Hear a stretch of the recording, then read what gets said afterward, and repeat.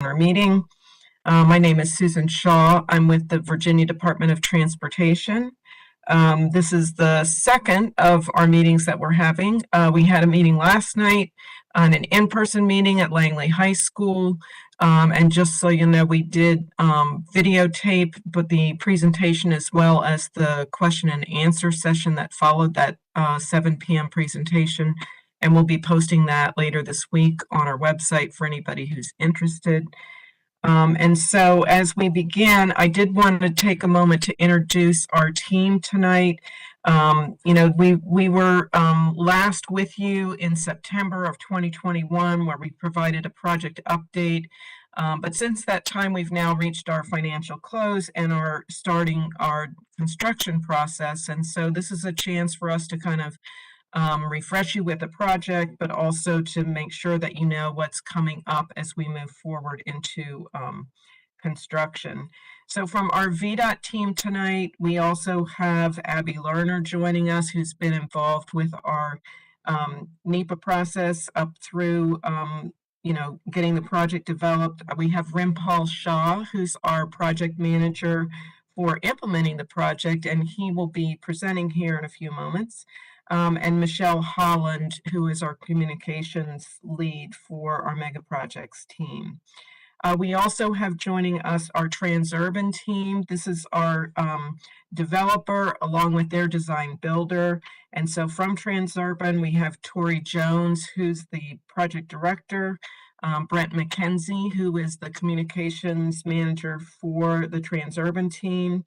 And then representing the design builder, we have Brian Bassnight, who is with Lane Construction, who will be speaking, as well as Rick DeLong, who is from Rinker Detweiler, representing the designer on the design build team. So he'll be talking about some of those changes and some of the designs and how they're being implemented. In terms of our partners, we do have individuals who are representing our various partners on the project. That includes, we have from the Maryland Department of Transportation State Highway Administration, representing them tonight is Matt Harrell, along with Ken Bauer and Rod Hill. We also have Fairfax County representation. I know we have Martha Coelho on tonight. And then we have the department from the Department of Rail and Public Transportation, our transit partner, Ciara Williams. So tonight's meeting, we will have a presentation by our project team. We'll start off with that. And then I did want to make mention that this session is being streamed live, and it also will be recorded on our YouTube channel. And so we'll make this recording also available publicly, along with the one that we did last night. We do have attendees muted throughout the duration just to minimize background noise until we get to our Q&A session. And then I would just note, if you are having any technical difficulties, you can call 703-691-6715, and we'll have somebody standing by to assist you. I know that we also have a number of elected officials, and so before we get into our Q&A session, I'll introduce the elected officials that are here with us tonight. And so with that, I'm going to turn it over to Rimpal as we talk about, do a high-level project overview, and give you some of the details. And just as a reminder, this is a 2.5-mile extension of the express lanes between the Dulles Toll Road and the George Washington Memorial Parkway. It is a public-private partnership that is between Vdot and Transurban, just an extension of the work that they are already doing, and within that comprehensive agreement. And then their design builder is Lane Construction. And so with that, I'll turn it over to Rimpal.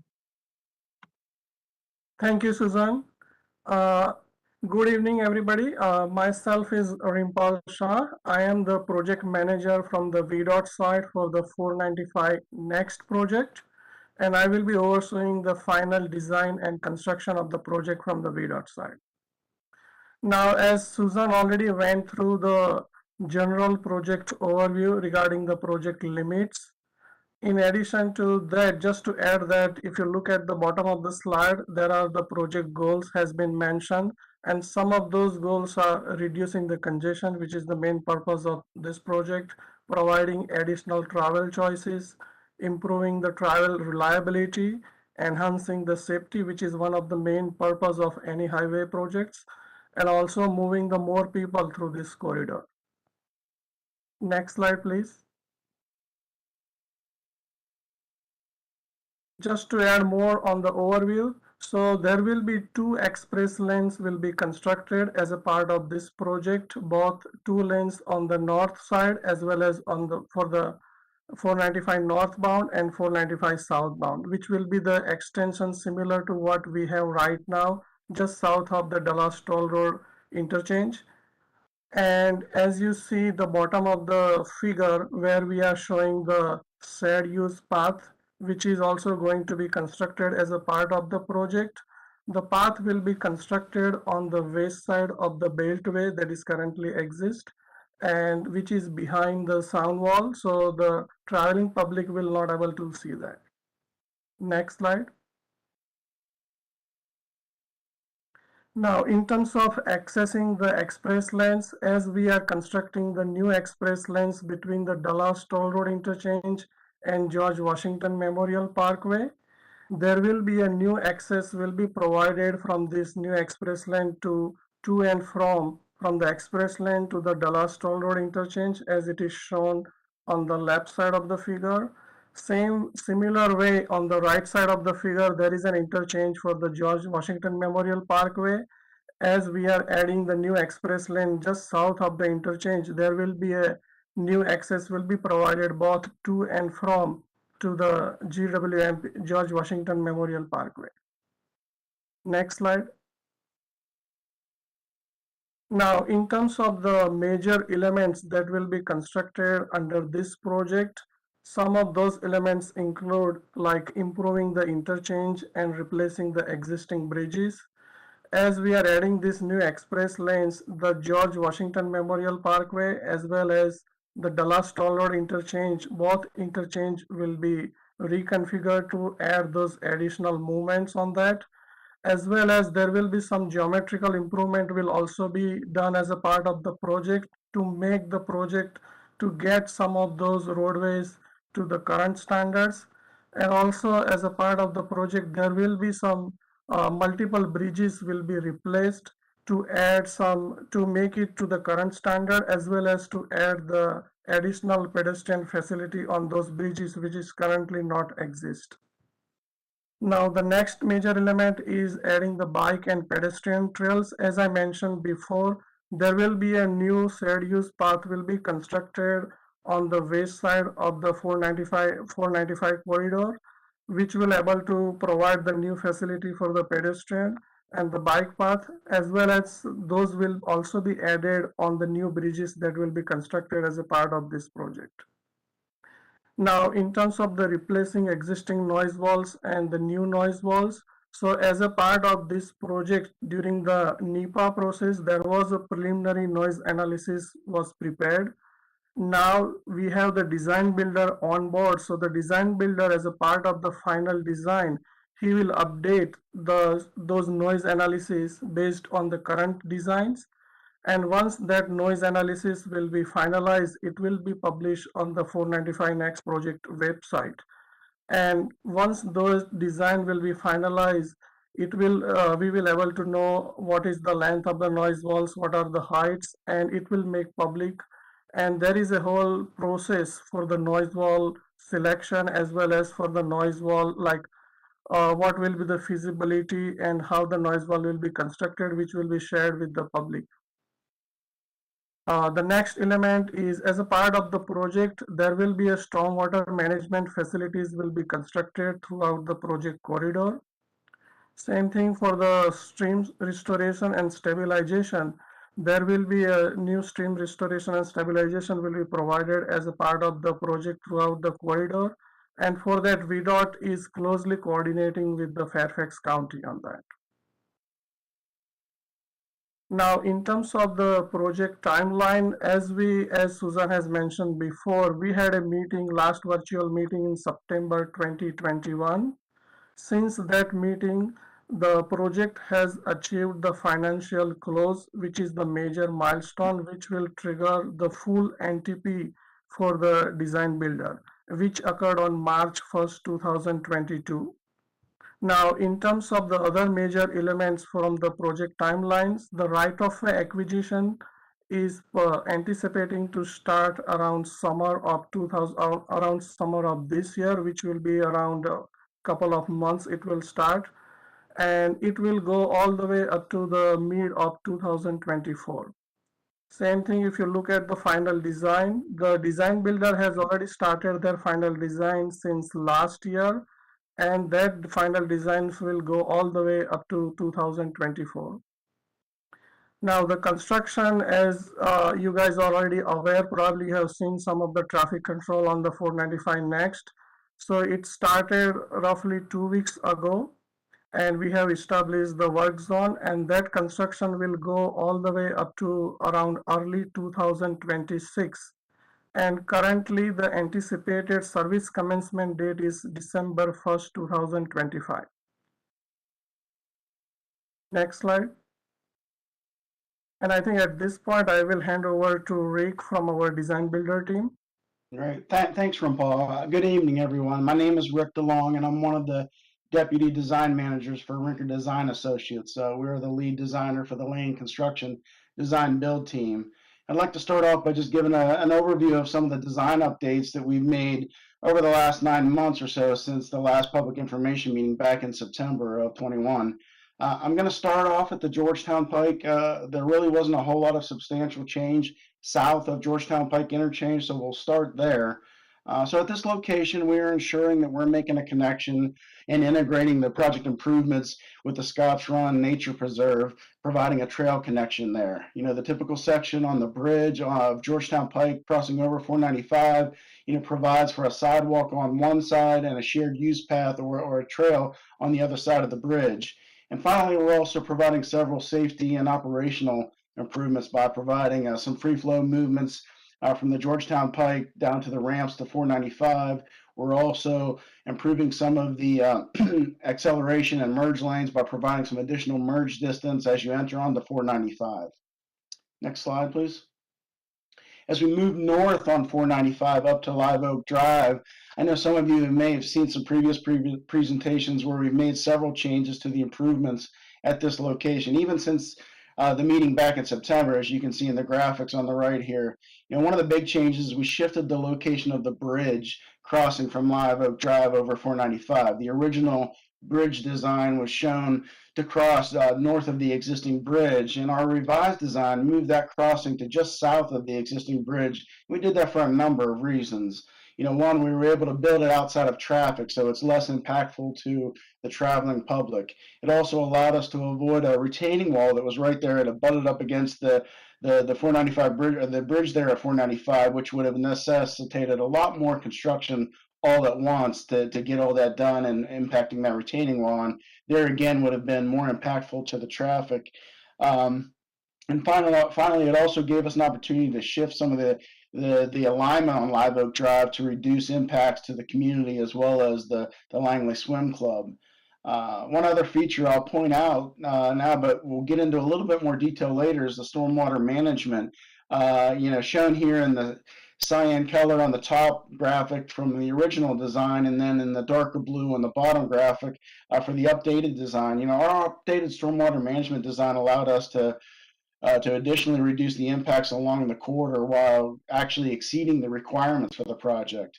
And finally, by shifting the alignment of Live Oak Drive and pulling those improvements a little bit tighter to 495, we were able to avoid impacts to the water pump station and therefore eliminate impacts to the community that would have been associated with reconstructing that facility.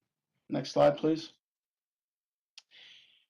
If we move a little bit further north and expand our discussion to the George Washington Memorial Parkway interchange, the ramps associated with this interchange were adjusted and shown in that last public information meeting last September to allow for a future connection to the Maryland P3 project.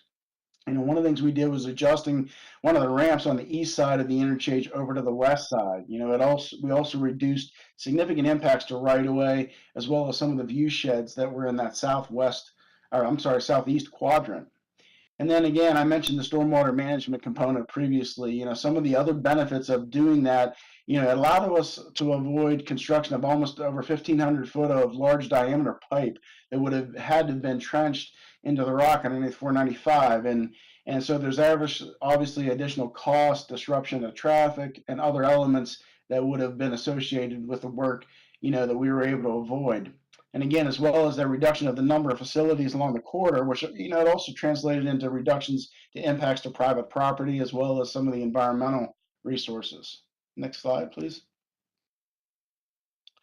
So I've kind of touched on already on the stormwater management to some extent, but in general, we took a design builders approach, and we really carefully looked at and evaluated the 19 facilities that were shown in the RFP design. And in doing so, we were able to reduce these down to just 3 stormwater management facilities.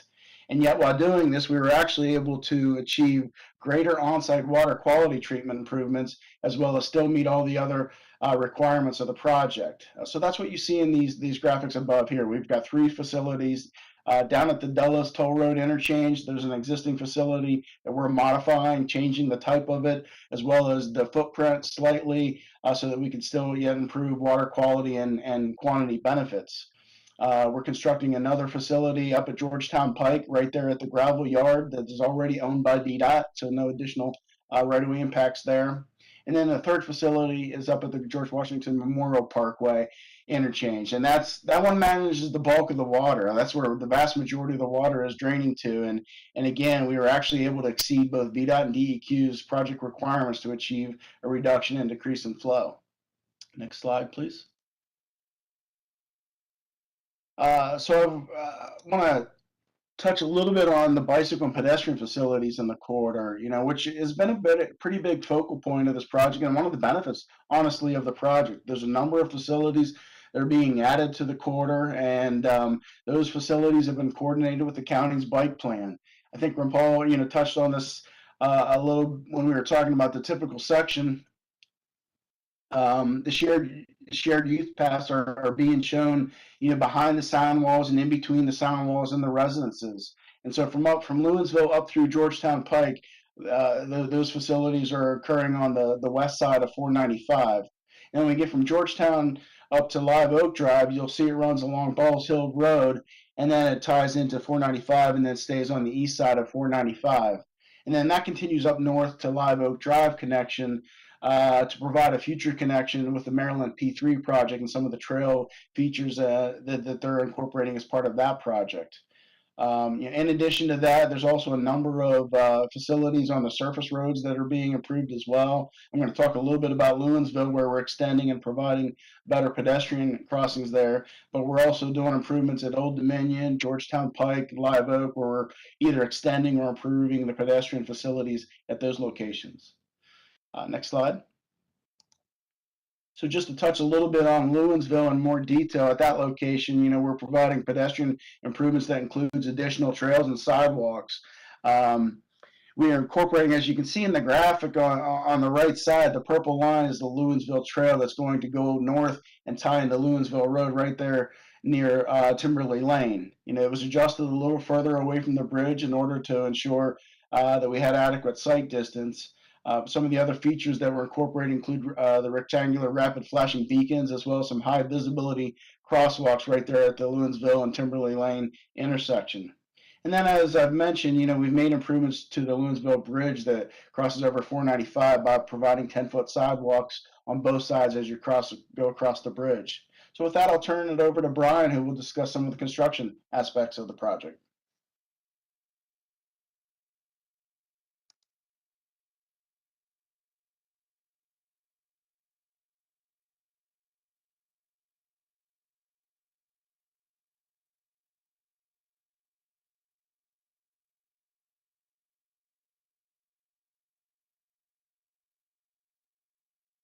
All right, Brian, you should be unmuted now. Okay. Good evening. My name is Brian Bassnight. I'm the design build project manager for Lane Construction. And I want to start by going over the basic construction timeline that we have on the project. You can see here in phase one, we'll start construction of the bridge center piers. Right now, you probably see as you ride through the corridor on the northbound side, and you'll start to see the lane is already decommissioned, the Sunset Lane, which is the left-hand shoulder. We're creating a work zone in that area. We can start work with the center piers. Phase two, we'll start to do some shoulder strengthening, which will widen the outside of the Beltway to create a traffic switch to switch traffic to the outside, so we can continue to work in the median. Phase three, we'll start to construct the express lanes, which is as Ren Paul stated earlier, which is right now it's south of the Dulles Toll Road. We'll take those express lanes, we'll start constructing those and headed north with that construction. Here where it says express lanes will be open in December of 2025. That's the plan.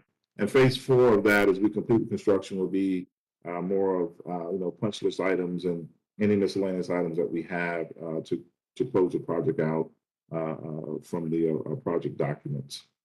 Moving on to the next slide. Upcoming events, upcoming construction activities. You can see here for Live Oak, we have clearance and vegetation is necessary. We're going to begin some demolition of the existing noise barriers, and we're going to construct some new noise barriers as well. We'll do this all simultaneously to won't create additional noise and gaps. We'll do that as expeditiously as we can. Moving on Georgetown Pike, we'll do a traffic shift to the south side of the bridge. We'll demo the existing median, and then we'll demolish portion of the northbound side of the bridge as well. Old Dominion Drive and Lewinsville Road Bridge right now, during this time frame, we don't have any work that we'll be performing during this time frame. Moving on to the next slide. Construction activities, I stated earlier on 495, the top, the existing caption there talks about the existing condition of the Sunset Lane that we have already decommissioned. The new schematic at the bottom is a representation of what's going on out in the field. And what that has done is we have temporarily closed the southbound left shoulder, as I stated, the 4 lanes. We have restriped and realigned. That's already been done. Temporary barrier wall has been set in several areas out there, and work has already been is underway. We should be probably tonight taking down some signs and things of that nature if weather permits. Moving on to the next slide.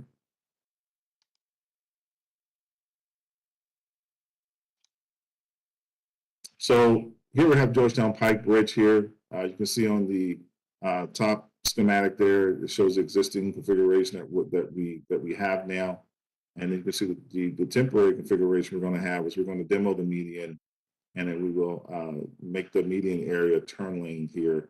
And we will actually put up some barrier wall, and then we will create a work zone for ourselves in this area to do some phase work here on top of the on Georgetown Pike Bridge. The completion time for that is about 2025. Move on to the next slide. So what can the residents expect? Here, we're going to definitely move some trees and vegetation on 495 as needed. There'll be periodic lane shifts, lane closures, I meant traffic flaggers out to make sure that people get through the corridor safely and make sure that the workers are safe, whether they're subcontractors or lane construction workers. And then there'll be some overnight demolition for the bridge associated with some noise.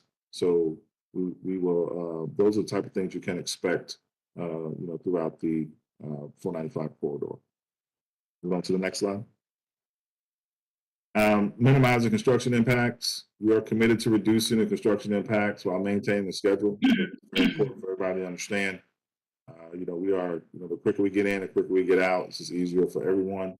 Certain activities are, will be noisy and impactful. I mean, it's a construction site, whether it's backup alarms, or if it's, you have a whole ram out there trying to, demo a portion of the bridge or concrete activities of that nature. And expect some impacts from local roads, local roadways as well with the lane closures. That will happen. And then, advance notice to neighbors is what we'll definitely do, and give everybody notice that this is the work that's coming, and there's any, lane closures or whatever that's going to be in your area that may affect your commute. On to the next slide. Now I'll turn it back over to Rick. All right, thank you, Brian. So with the right-of-way process, I'll let you know where we are in that process and talk a little bit about the process, walk you through that. Right now we are still in the process of gathering information about all the properties that we either know we're impacting or could potentially be impacting. So we're currently in the process of doing appraisals for those properties now, and then those appraisals will result in offer packages that will be developed and provided to Vdot and CBE for review, and that we'll be going through that process here into the summer and through the summer. And then we'll begin making offers and start negotiating with property owners, hopefully starting this fall and into the spring of next year. So we're actively engaged in that process right now. Again, like I said, we're going through those appraisals and pulling those offer packages together, and all that's going to culminate into starting the negotiation process and hopefully getting through and getting these properties, the property that we need acquired to be able to not only build the project, but also to relocate utilities. That'll be one of the first things that you'll see and parcels that we need to acquire right away to be able to start the utility relocations and get those moved out of the way prior to construction. Next slide, please. And finally, I just touched a little bit on the noise analysis process. So as the design builder, we were initially provided a preliminary noise analysis as a starting point.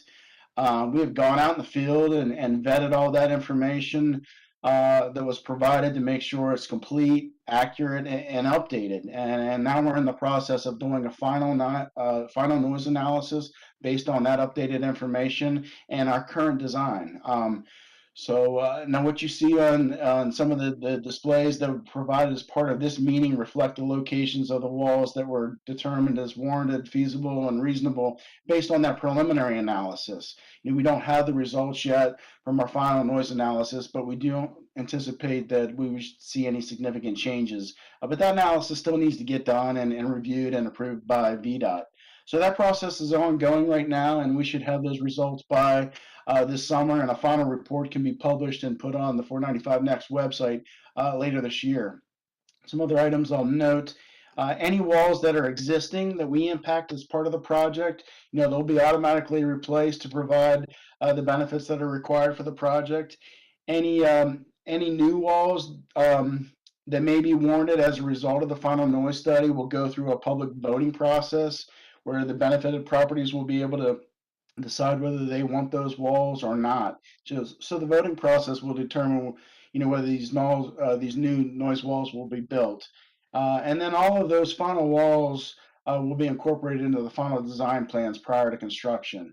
And just one last note, the image on the right there shows a dry stack architectural and treatment for the sound walls, and that's the predominant treatment finish that is used along the corridor. It's not the only one, but the predominant one out there. And with that, I'll turn it back over to Ron Paul.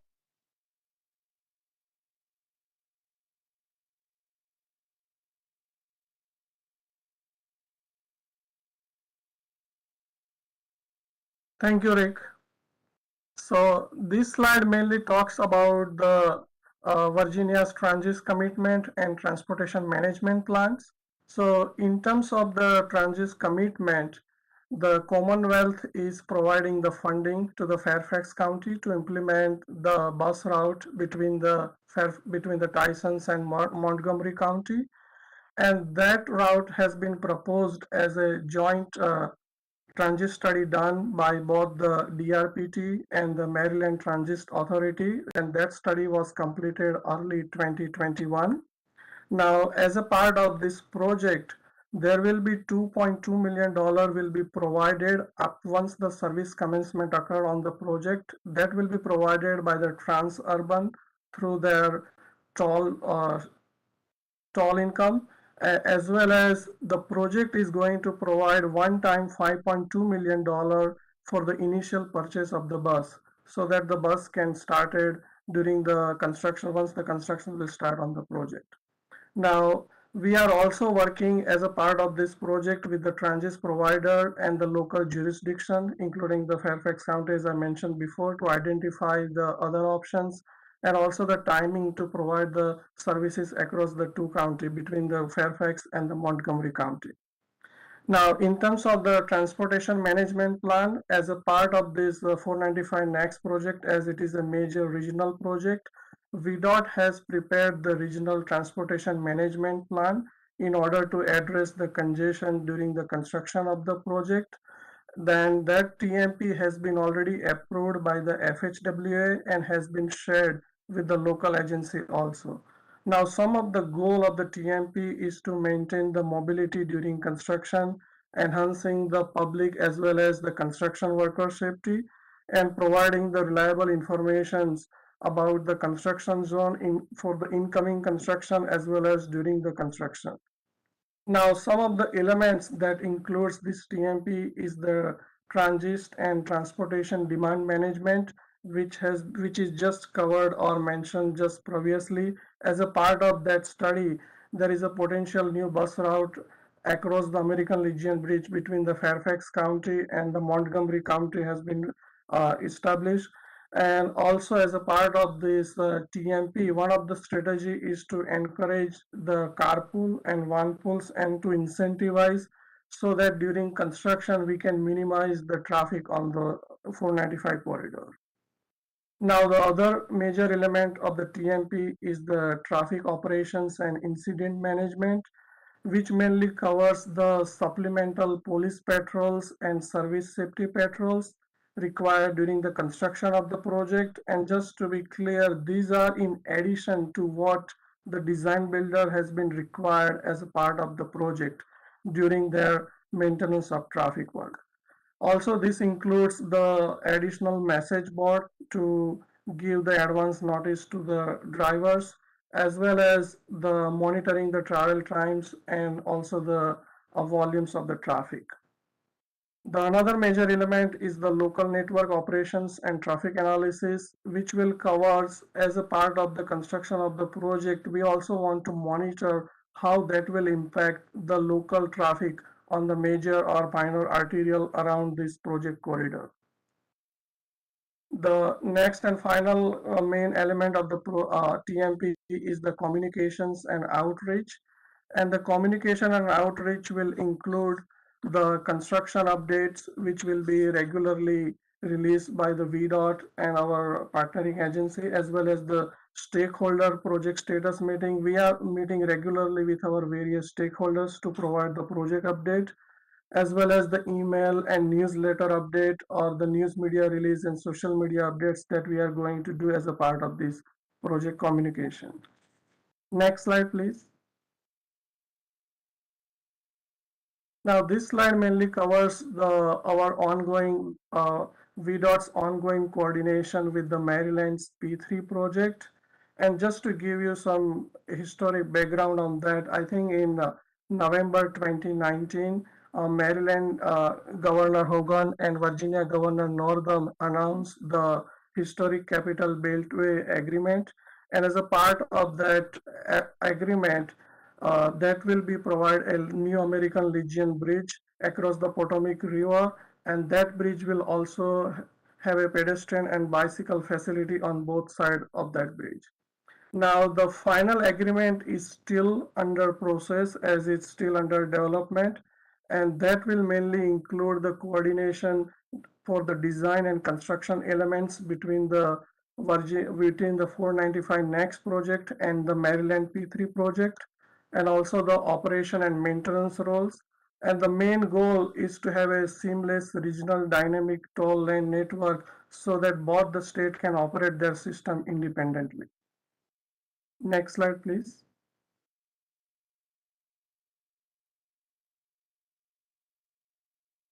Now, this slide mainly covers our ongoing coordination with the NPS and Federal Highway Administration as they are conducting the George Washington Memorial Parkway Rehabilitation Project, which is just adjoining at our GWMP interchange. Now, their project mainly includes the rehabilitations of the road and bridge between the Spout Run Parkway and the 495 and George Washington Memorial Parkway interchange. As a part of the coordination effort, we have our monthly regular coordination meetings with the NPS and FHWA and their design builder team. And also we are having a specific project elements meeting if there is any impact from the MOT or the construction schedule perspective, if there is any interface or if there is any special meetings required. We are also sharing our transportation management strategy that because 495 next project has already developed the TMP as I mentioned before, and currently the NPS is developing their transportation management plan as a part of their rehabilitation project, and we are closely coordinating just so that we can address any conflict with respect to construction activity which will have any impact for the lane closure or any other traffic impact. Next slide. Now, this slide is mainly talking about the interactive map, which is currently available on the 495 Next project. Now, this map is very useful for any private citizen if they want to go to the project site and look at all the major project elements, like what are the bridge, where are the bridges has been where the new bridges will be constructed, where the retaining wall or the noise wall will be proposed as a part of this project. And this interactive map has been prepared based on the current latest plans that we have. And if any private citizen want to, they can even put their address here and can see how from their property how the project looks and what are the right-of-way lines or the proposed right-of-way acquisition, temporary construction easement, and all those.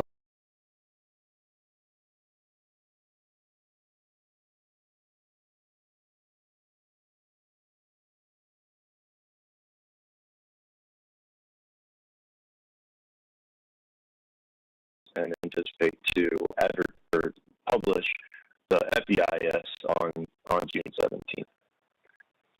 Now, that does not conclude our public involvement process. We will continue to have a public involvement plan. Our plan moving forward is to include the developer and the design builder once awarded in that process. And so, as the design gets refined, to continue to have that.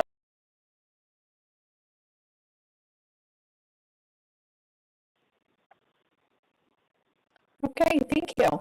Next question is from Barbara Allen. What is the timeline for the construction of the shared use path and specifically the crosswalk on Lewinsville Road?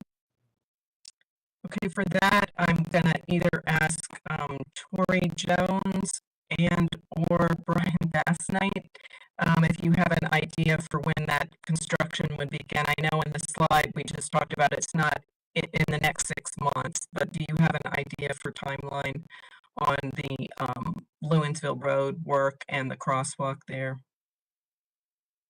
Yeah, Susan, this is Brian. I'll take that one. Turn my video on here. Yes, so right now the plan for Lewinsville is probably the first, second quarter of, well, say late 2023 and going to 2024. That's the plan right now. That may change due to weather, maybe an expedite, but that's the plan right now to start that work. Great, thank you. Okay, thanks. Next question is from Omer Malik. Is it true that environmental impact study was not done due to the fact that Maryland is going to do it? So how is Virginia going forward with its part without us seeing that study? So just broadly to explain the way the two projects are kind of coordinated and in both their NEPA documents, they are two separate projects. So our project is being done with an environmental assessment. It's shorter in nature, fewer alternatives under consideration.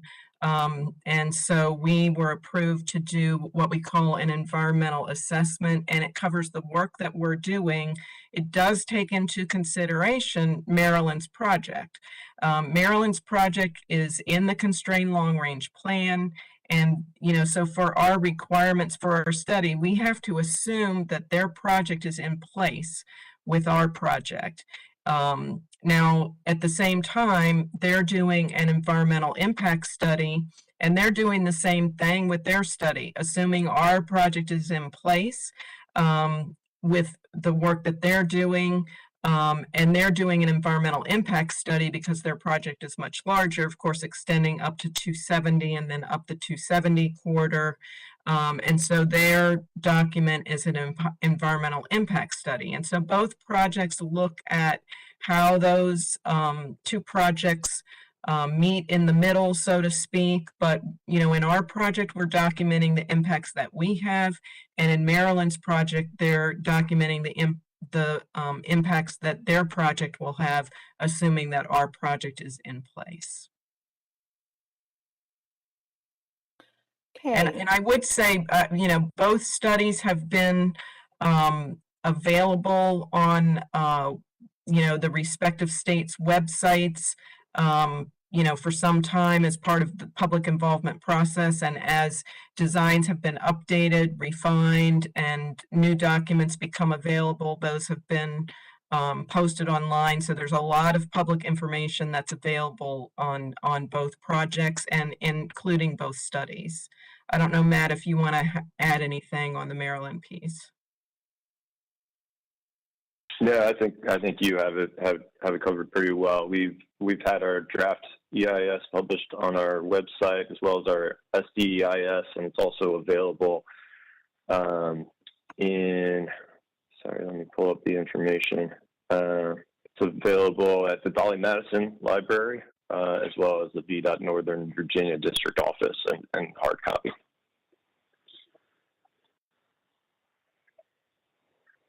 Okay. Thank you. Next question is from Jacob Cristofano. What actions are being taken to ensure that the new bridges are visually appealing? For example, will the center piers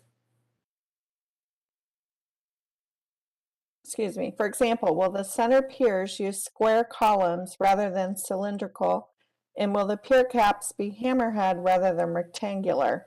We'll be looking at these bridges for up to half of a century, and some of us may be looking at them every day. We should take appropriate action during construction to ensure that these new bridges are visually appealing.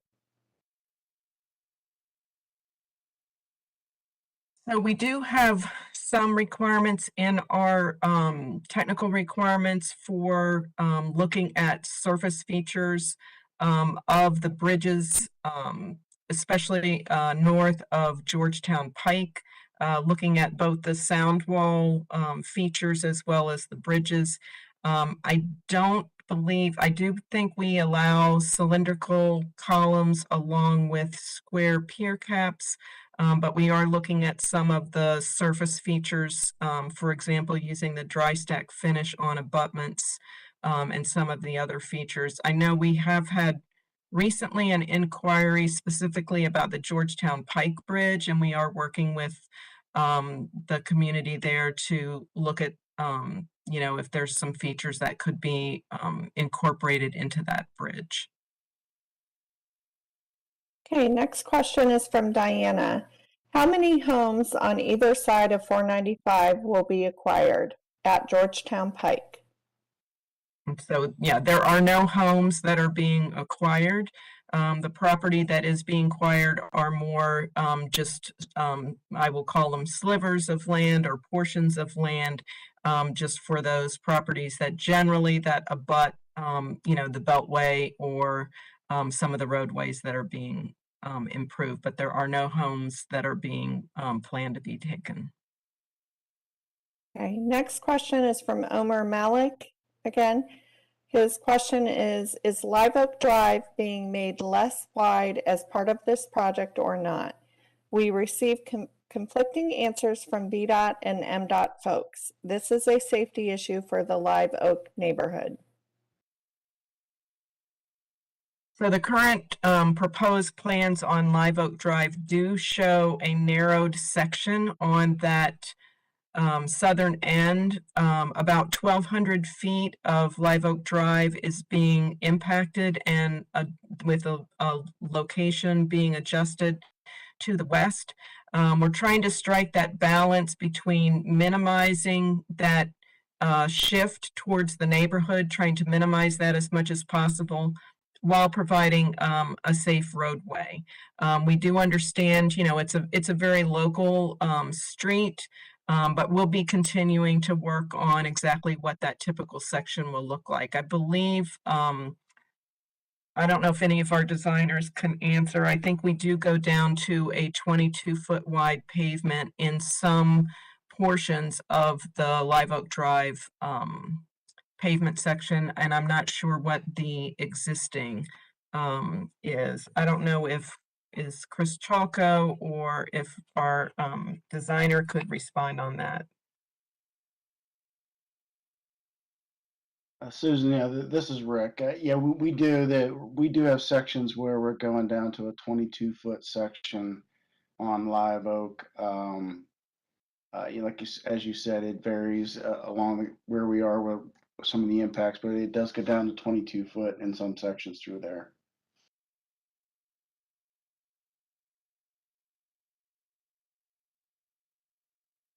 Okay, ready for the next question? Okay. I can speak to Mdot's project Okay. and the reason why there may be, you know, some folks may think there's conflicting information. You know, as we've spoken this evening, and as has been presented in the past, VDOT's project is different than Mdot's project, and so you might get a different response between the projects. For Mdot's, within Mdot's work limits, we are not touching Live Oak Drive. It'll be in the existing configuration, existing typical section, and so I just wanted to clarify that and make sure that there isn't conflicting information. And Matt, I believe for Maryland, your work is generally on Live Oak Drive is limited to extending the sound wall that we're constructing or we're planning, you know, to construct as part of the 495 Next project. I think based on your preliminary noise analysis, you showed Yes. extending that noise wall. Yeah, that's correct. The noise wall will extend. I believe 495 Next extends it up to the GW Memorial Parkway, and then on the Live Oak Drive side, and then Maryland will continue that all the way to the American Legion Bridge. So you'll have a noise wall between Live Oak Drive and 495. Okay. Next question is from Barbara Kufal. What percentage of stormwater runoff from all of the lanes will be treated? I would say that needs to, if Rick, if you know that, or if we need to go back and identify exactly what I've got it some is. rough numbers, Susan. So right now the TRs allow 80% purchase and 20% treat on site. Our design right now, we're treating about 68% on site and purchasing 32. So like I said, quite a bit of improvement from the requirement. Okay, great. Thank you. Okay, next question, another question from Ethan Q. For the Maryland project, how many total lanes would be on the new American Legion Bridge? So if I could, I'll go ahead and share one of the boards that we had last night. I'm going to try to do that. And also, if you could unmute Rod Hill, he can help with this response. Oh, it won't let me share content. Okay, well, we'll just talk through it then. Matt, I'll go ahead and unmute. Rod is unmuted. I'll give you the ability to share. Stand by. Okay, that's great. Rod, do you want to start speaking to it, and I'll try to share the content? Yeah, sure. While you're bringing that up, this is Rod Hill. Thanks for joining the call this evening. Matt is preparing to have it show up any second here, and if you could kind of slide over to the left portion of that slide. Zooming in could help possibly. But what you see here is on the right side, that's the approach on the right side going from Virginia into Maryland. So we're looking north in this section. And what you see are the managed lanes that are shaded in yellow there. So you see 3 lanes transitioning to 2, and then you see the general purpose lanes. There are 5 lanes on the right side, and then as noted by Rick earlier on the call, you can kind of see the separated shared use path going across that side of the structure as well. When you look at the opposite side, what you're seeing there is the approach from Maryland into Virginia, and once again shaded the same way and carrying the same number of lanes with the 5 lanes of general purpose lanes, and then a full shoulder as well. Thanks, Rod.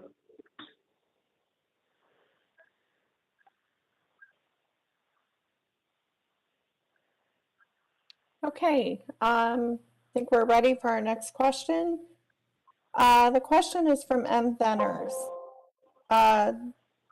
She states, Susan, that at last night's in-person meeting, you commented that even if Maryland does not get approvals in funding, 495 Next will be a beneficial standalone project. How is that possible when Mdot has ramps in roads that stop midway?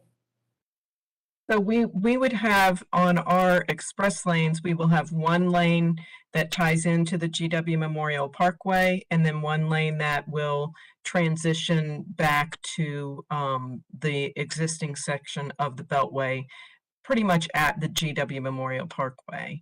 And then coming southbound, again, we'll have a lane that adds there that creates then that 2-lane section and opens up as you're heading south. And so when we did our study, we looked at, even though not officially required, this was something that the community wanted to see. And so we did do a study that showed the project benefits if the Maryland project was not in place at the time that we opened. So we looked at a 2025 interim year, and we did show that our project provided benefits. It did show that it reduced the cut-through traffic in neighborhoods. It showed that certainly it's a benefit if you're using the express lanes because it provides those time savings. And not in every case, but in many cases, it also improves the general purpose lanes. And so all of that data was presented at our public hearing. We showed both the results of a with and without Maryland project at our public hearing.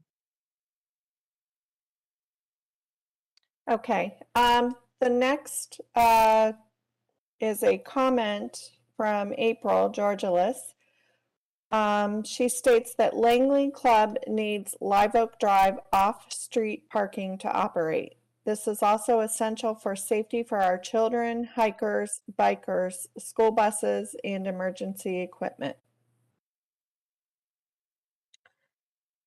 I would just say we are, impacting, and we talked about the narrowing there on the 1,200 feet, but, Langley Drive is about close to a mile long. We're only impacting that 1,200 feet.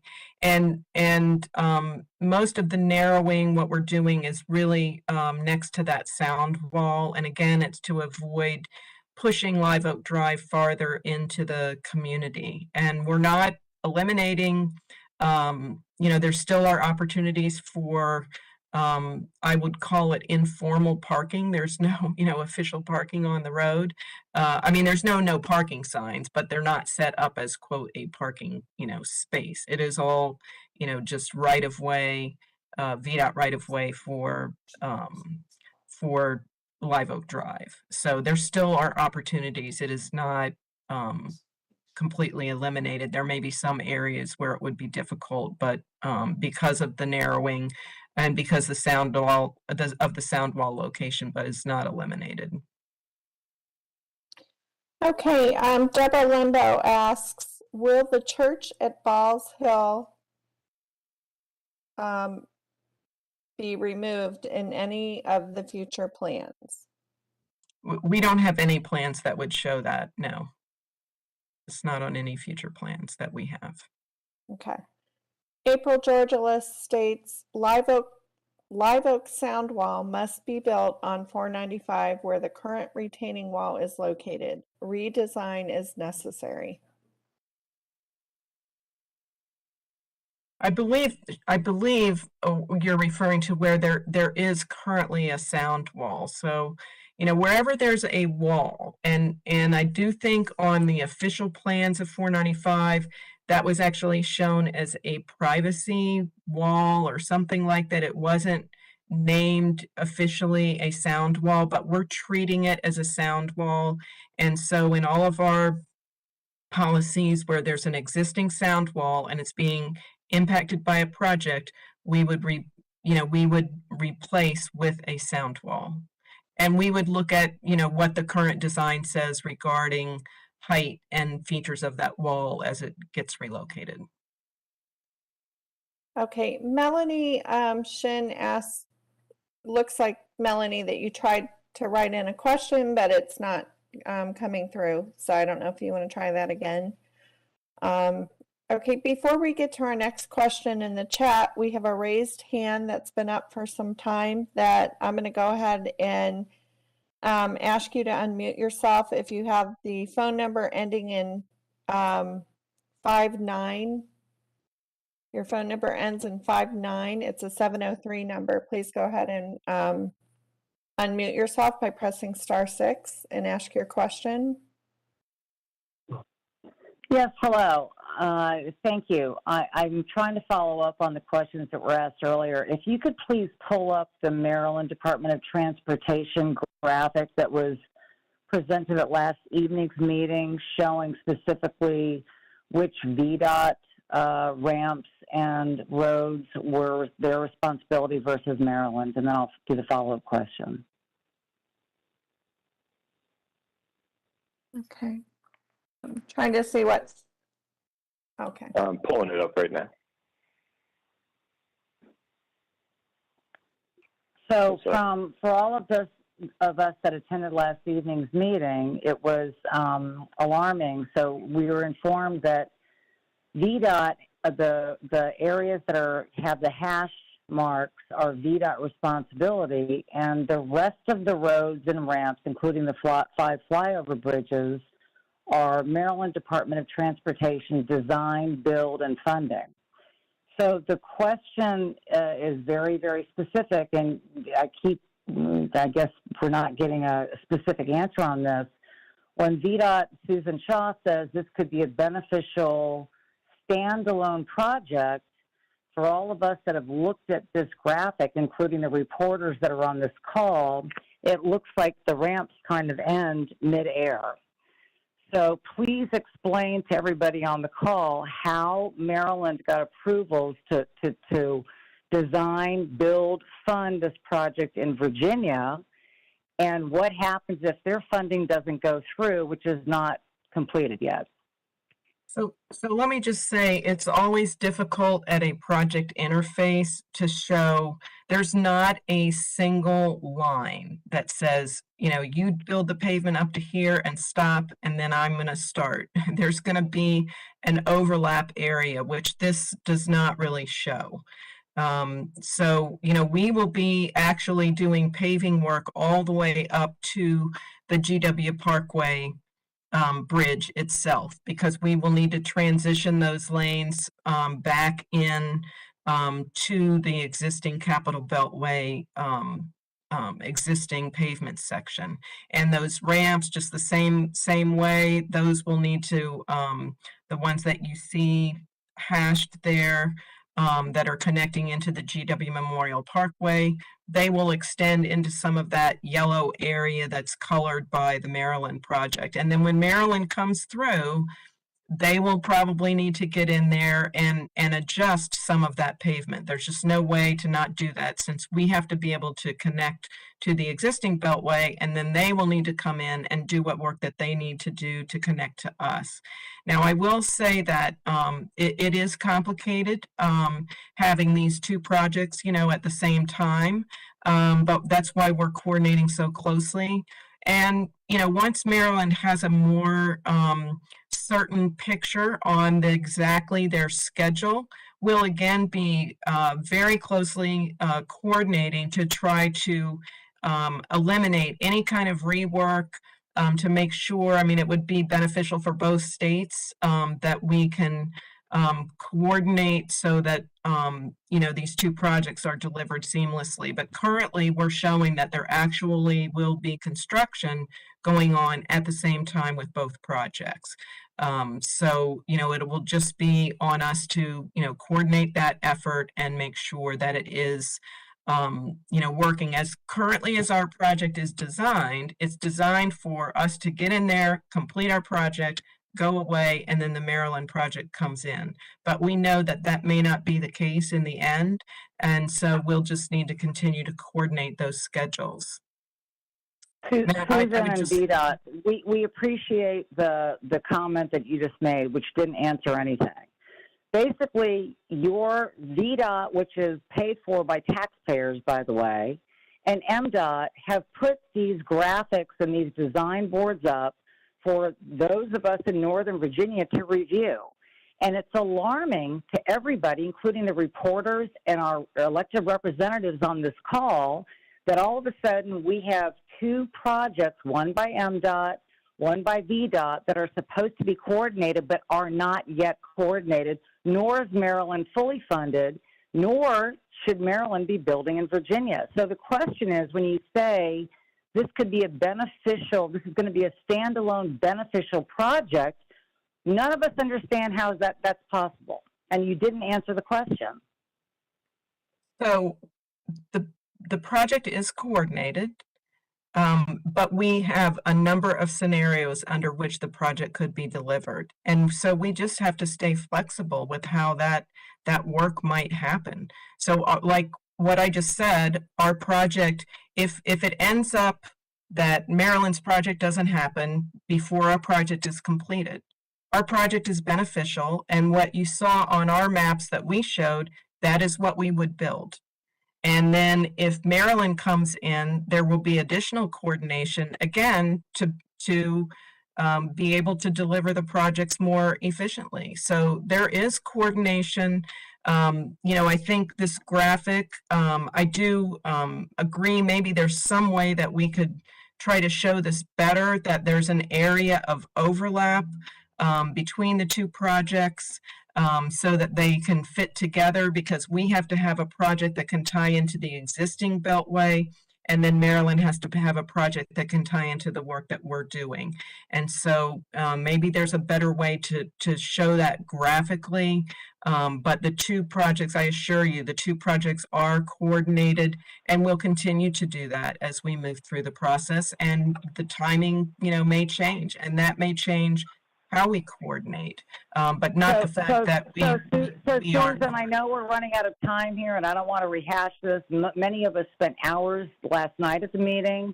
The question that is posed is, it is not coordinated yet. Maryland is not funded yet. I didn't. Wait, let me finish. Susan, let me finish.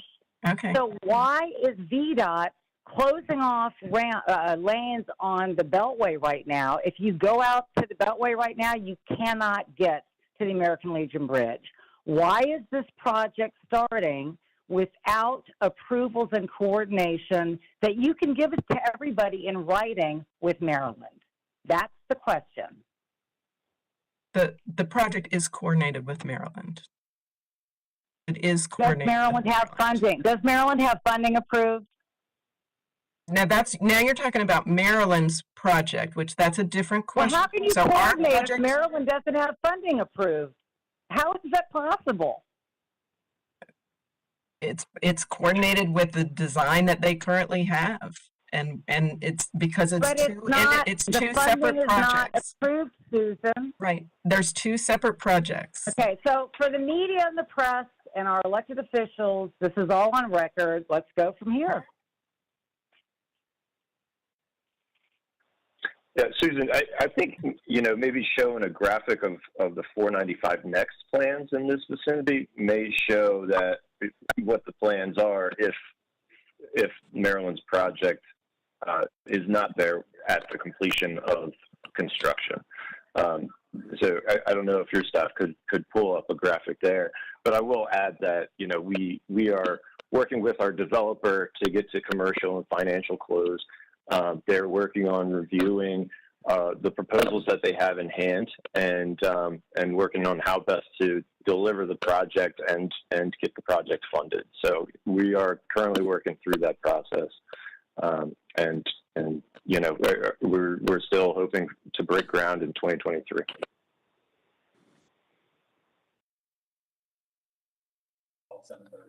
Okay.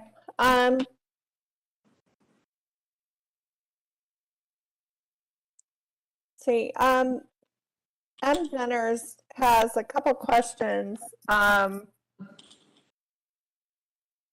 Okay, did we want to go back and pull up that graphic in the presentation, or Abby, do you know which slide it is? We could pull it up. I think Matthew, you just referenced a graphic that might be a little more descriptive. If you go to the presentation, you can take a look at the graphic that shows at the George Washington Memorial Parkway. Hey, can you give us a page number on that? Karen, are you able to pull that up? It's slide number 8, Michelle.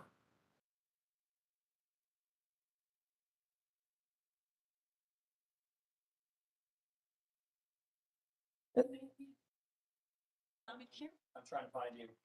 All right, we are trying to pull up this graphic. Stand by, please.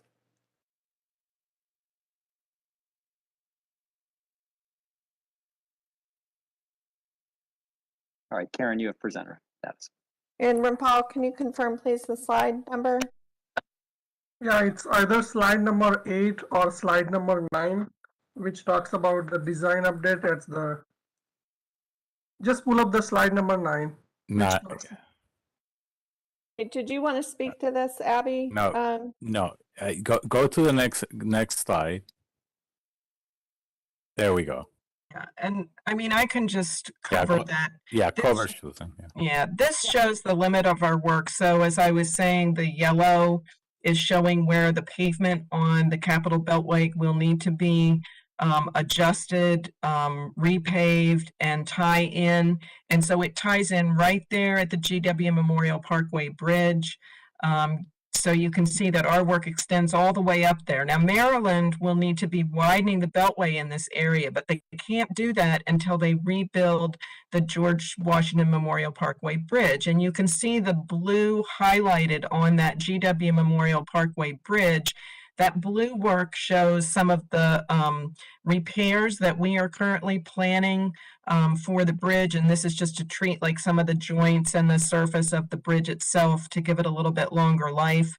And so you can see that that bridge is not going to be long enough once the Beltway is widened. And so that's why Maryland's work will include widening that bridge. And then if you look at the ramps that are being built, the two blue flyover ramps there that provide access from to and from the express lanes to the GW Memorial Parkway. And that work, the orange is showing the amount of pavement work that's needed, and that's so that it can get to tie in to the existing GW Memorial Parkway alignment. So you can see all of that work. And so some of those ramps, Maryland will also need to tie into and need to adjust as they do their work to replace the GW Memorial Parkway Bridge, and as they do their work to widen the Beltway to make room for the two express lanes that will be coming from the American Legion Bridge.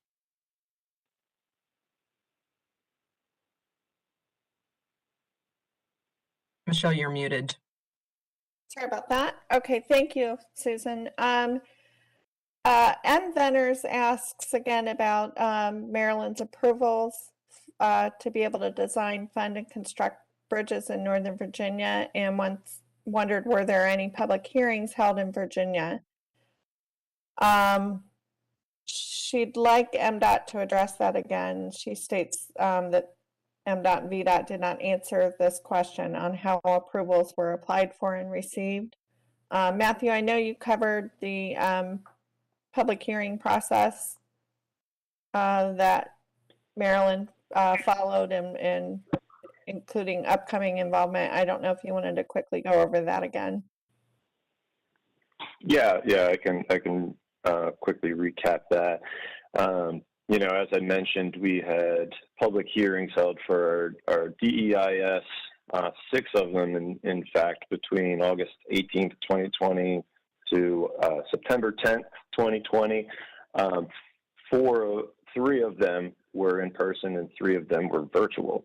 So the virtual ones, anybody could attend. We did not hold an in-person hearing in Virginia at that time.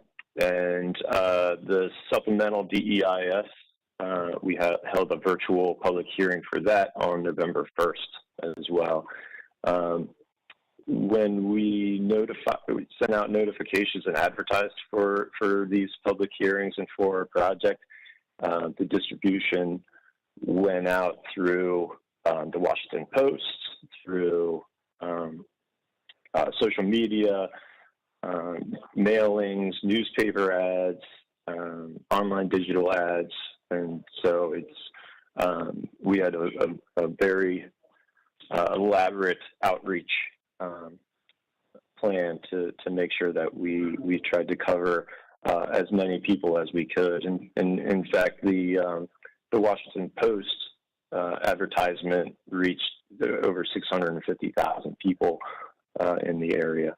And so that kind of recaps what we've done through our NEPA process for public hearings. And then moving forward, we will continue our outreach.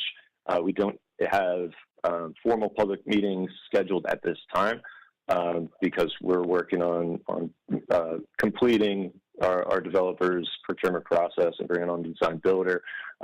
Once we have more information and the design continues to progress, we will again be back in front of the public to keep everybody in the loop on what's going on. All right, thank you. Appreciate it.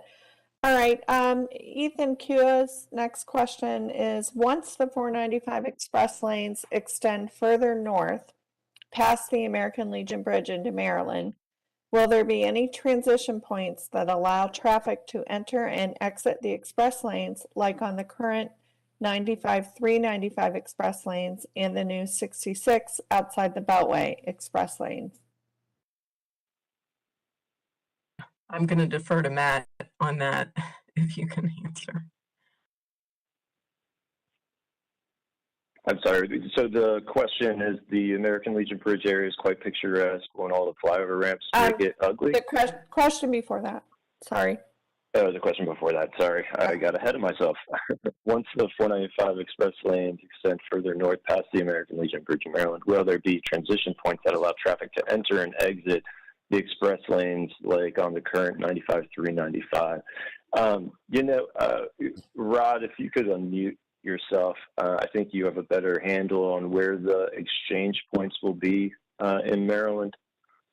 I know at, yeah, go ahead, Rod. Yeah, I was going to go ahead. I guess as you cross American Legion Bridge, the River Road interchange is likely the first decision point in which you could be able to exit and enter. Beyond that, there are other exit and enter points.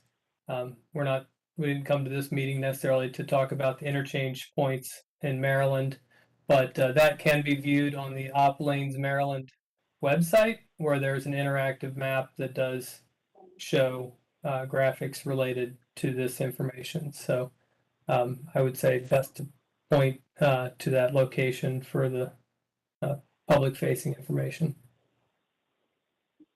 Okay, we'll put a link to that Maryland website in the chat. Great, thank you. Great, thank you. Barbara Kufel asks, the American Legion Bridge area is quite picturesque.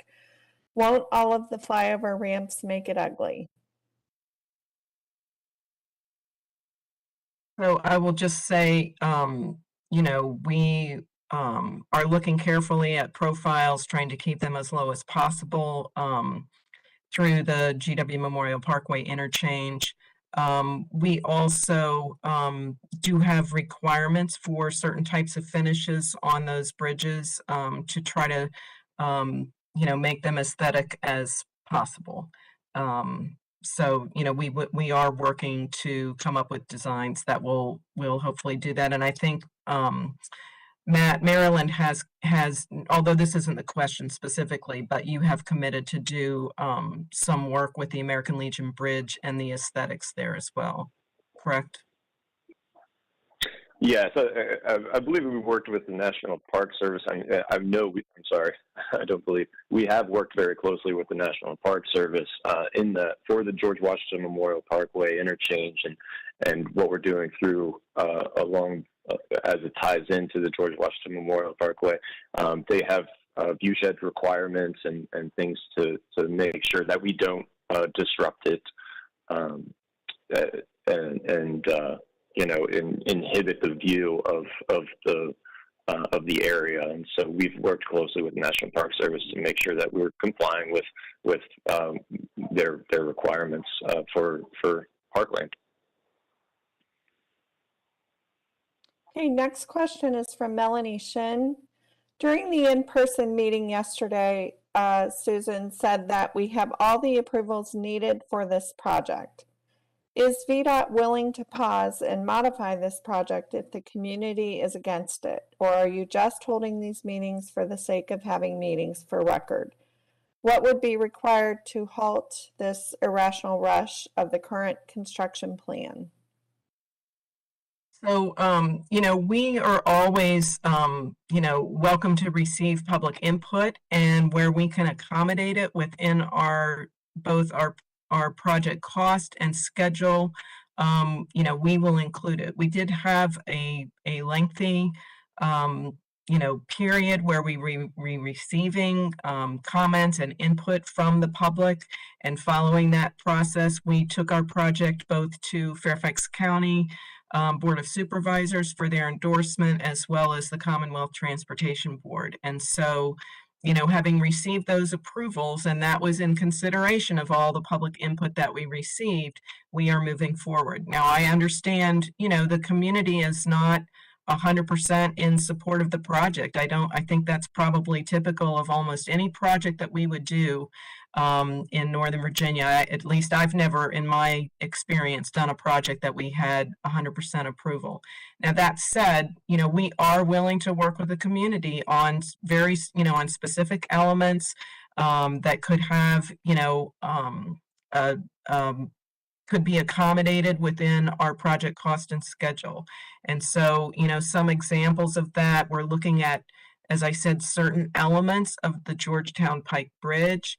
I think certainly, you know, if we wanted to revisit the Live Oak Drive, the width of the pavement section or some of the elements of that cross section, that might be something that we could, on a limited basis, look at. But we, you know, this meeting tonight is really to kind of give everybody an update on where we are, but to let you know what's happening in construction. And so that, you know, that was the purpose of the meeting. It's not really a required meeting, but we felt like it was a good idea to make sure that the community knew what were the upcoming activities in terms of construction on the project as we move into this phase of the project. Okay, the next question is from Steve. Did VDOT ever post any of the Mdot documents on its 495 Next website, or provide on its website information about Mdot public hearings and public comment periods on Mdot's draft environmental impact statement? I can speak a little bit to that, Susan. Thank you. We did hold a joint public information meeting with Marilyn on September 29th, 2021. Was virtual meeting, and we had representatives from Maryland who presented slides and took questions. We had members of the community there and quite a few people. So there was a lot of interaction there. We do have links on our 495 Next website to the Maryland project website that provides access to their environmental information and documents. And I believe that as part of their process, they did hold public hours at the Mdot office. And I don't recall the specific date on that, but I know that they were down there with availability to the public, and it would have been advertised through their public involvement advertising.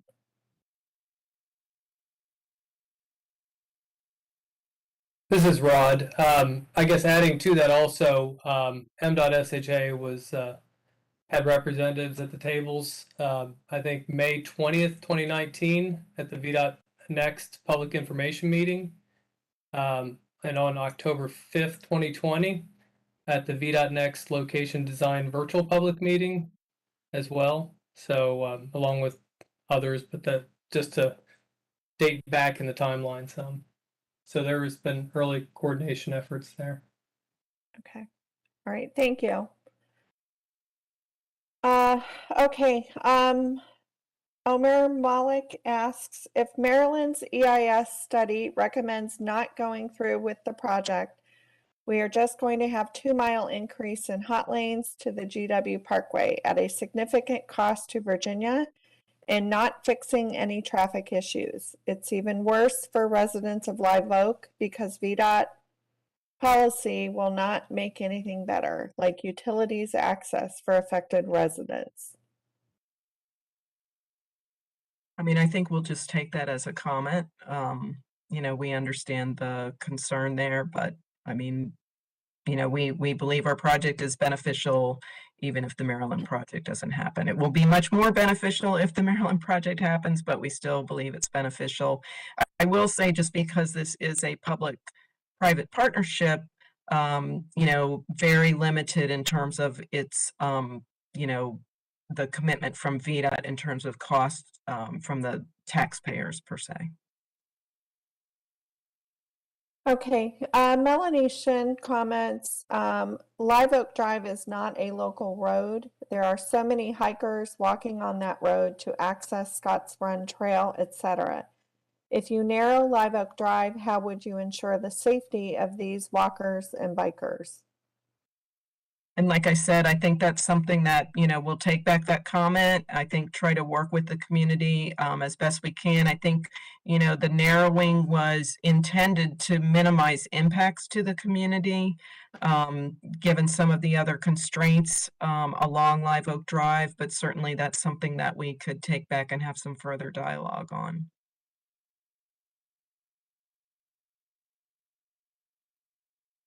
Okay, we have a few more queued up in the chat, and then we have a couple hands raised, so we'll go to the phones in just a moment. Venners asks, please, she wants us to pull up the Mdot design board showing the hashtag specifications indicating VDOT versus Mdot responsibility. I think we did do that earlier. Ms. Venners, or M. Venners continues, you just answered the question about ongoing environmental impact studies that Maryland is designing and constructing in Northern Virginia, and specifically the Live Oak 5 flyover ramps. Explain why Virginia residents would consider logging onto the Mdot website to find out to become informed. Please review in specificity for all on tonight's call which portions of the ramps and roadways are the responsibility of Mdot. I think we have done that, so I would say let's move on to in case there's other questions. Okay, Melanie Shin asks, with your current design, are any of the flyover ramps visible from Live Oak Drive neighborhood?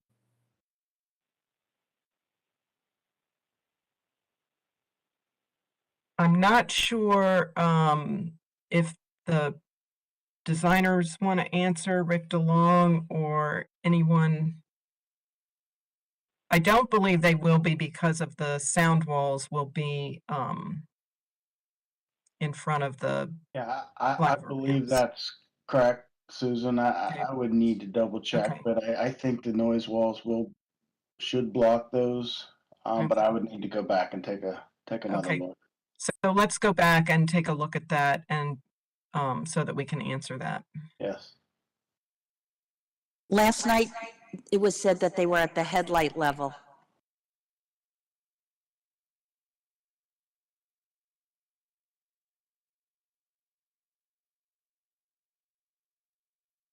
Okay, so that is a detail that our team is going to go back and look at. All right. Okay, going to the phones. We have a hand raised. There's no phone number with this individual. We've got 2 raised hands for phone calls, one that we've already called on to speak, and then there's another one.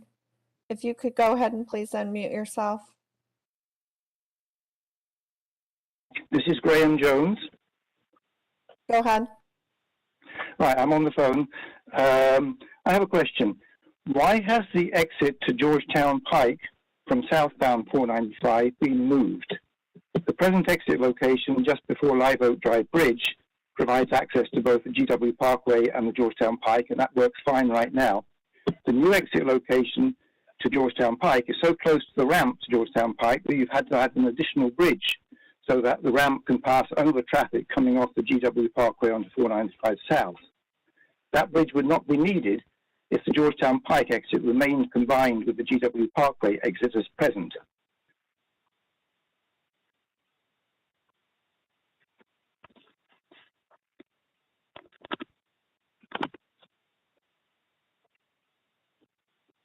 Did you hear my question? Yeah, yes, I did, but I'm sorry. I'm trying to.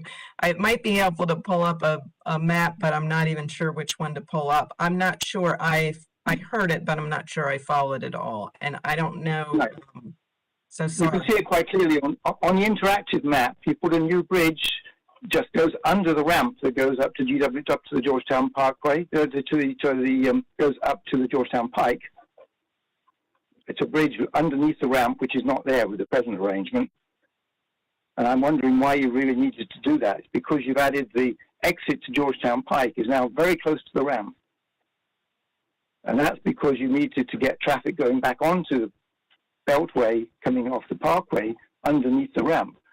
Whereas the present arrangements where the exits are combined together right up back before Live Oak Drive coming south on 495, you come off the Parkway, you come off the Beltway, traffic comes in from the Parkway, and then there's about half a mile before the ramp in which traffic can sort itself out, and that going back onto the Beltway goes onto the Beltway, and that going up to Georgetown Pike goes up the ramp. You don't need a bridge.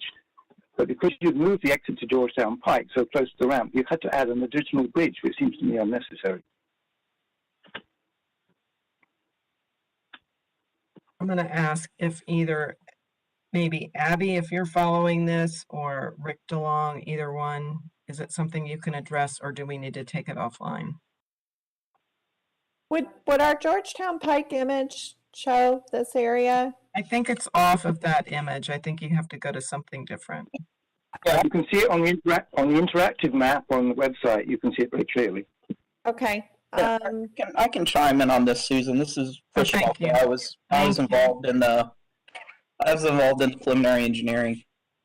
So one of the reasons why we went forward with this configuration was to reduce the width of the roadway widening of the Beltway, especially in front of Live Oak Drive, trying to reduce our impacts, trying to maintain that 3-lane section that's there today, moved Live Oak Drive even further towards the pool and towards the houses along Live Oak Drive, and just created a lot of additional impacts that this bridge and what we call a braided ramp configuration, it reduces the impacts in that area.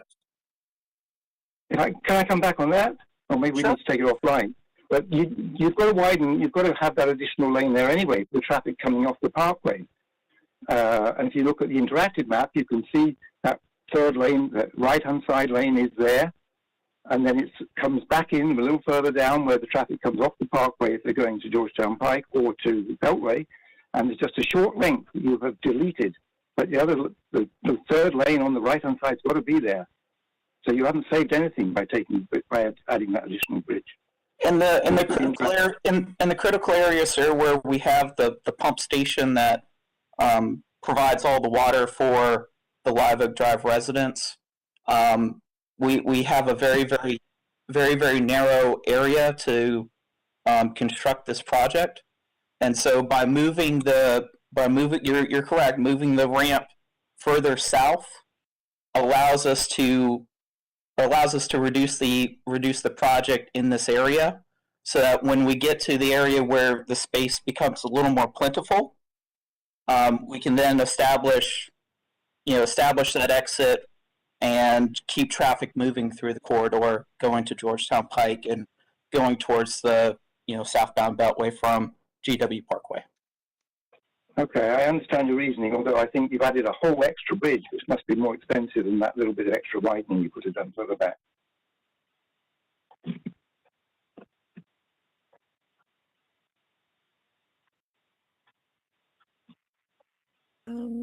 Okay, Graham.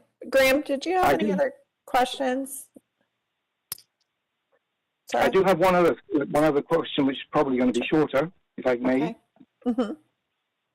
The ramp from Georgetown Pike towards 495 north is shared with traffic that wants to get onto the Parkway. That's right now, and it's exactly the same in the new configuration. The traffic that wants to get onto the Parkway is frequently backed up because of traffic trying to merge onto 495. Is it possible you could add an additional lane to the right side of the ramp that would be dedicated for Parkway traffic so it wasn't backed up by traffic trying to get onto the Beltway?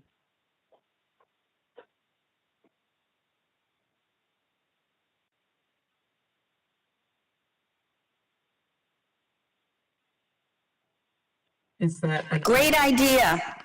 again defer to either Chris Chaco or Abby on that?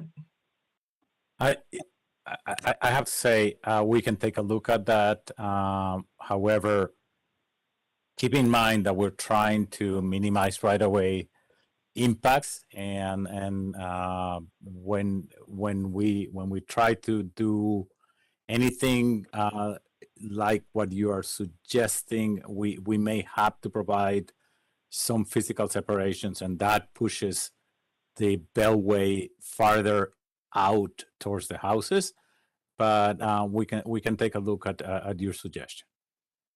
Thank you. It would be a huge improvement. When the shoulder was starting to be used as an additional lane, it made a big improvement. But right now, but as soon as you get any traffic backed up trying to get on the Beltway, which of course is really all the time, traffic that otherwise could go immediately onto the Parkway is blocked from doing so. And a very, very easy change would make a big difference for a lot of people. We'll take a look at your suggestion. Thank you. Thank you. Okay, and Graham, if you want to follow up with us, you're welcome to send your contact info in the chat. Just instead of sending it to everyone, send it to Mdot Nova District host. Okay. Is that an email? I'm on the phone right now. I don't have access to the WebEx meeting. Okay, no problem. You can also follow up with us tomorrow by going to 495next.org. Anyone on the meeting is welcome to do that as well. We have a dedicated email address that you can access and send us your contact information. Thank you very much. Follow up on your question. Thank you so much. Okay, Supervisor Faust has his hand raised. Supervisor, go ahead. You're muted, sir. Press *6 to unmute. We still cannot hear you.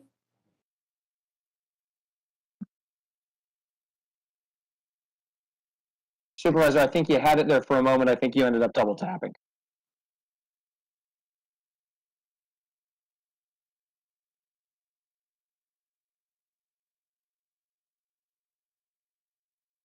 No. Try one more time. Try to click *6. Oh, you're not on the phone. I'm sorry.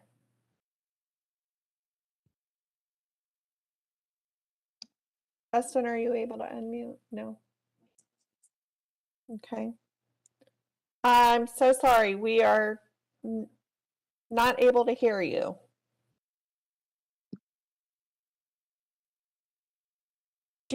Would you want to type in your comment into the chat?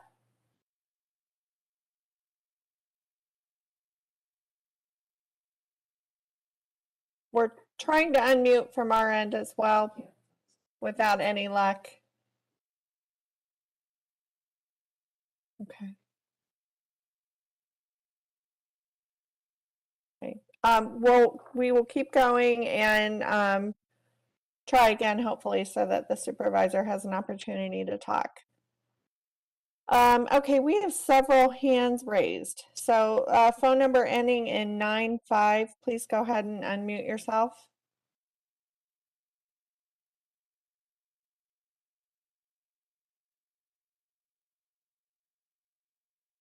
Last night's meeting was very helpful, and Supervisor Faust spoke at that meeting.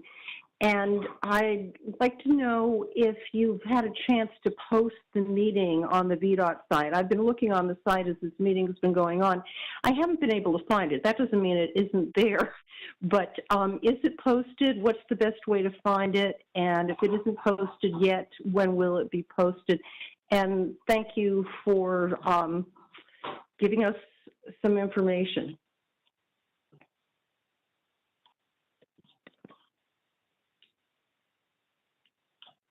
Michelle, you want to answer that?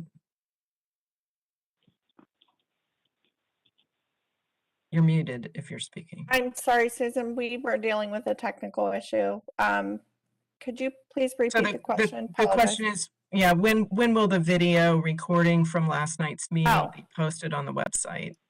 We are working to have it posted by the end of this week. We're expecting it late Thursday, so we would be able to post it on Friday.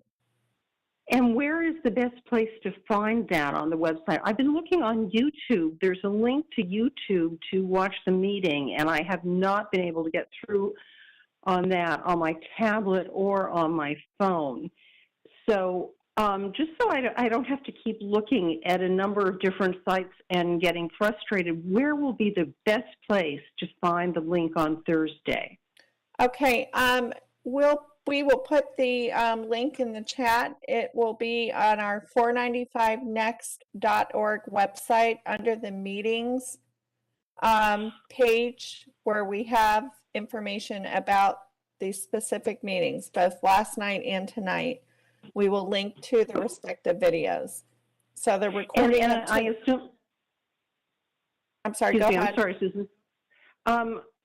And that will also be sent to Supervisor Faust and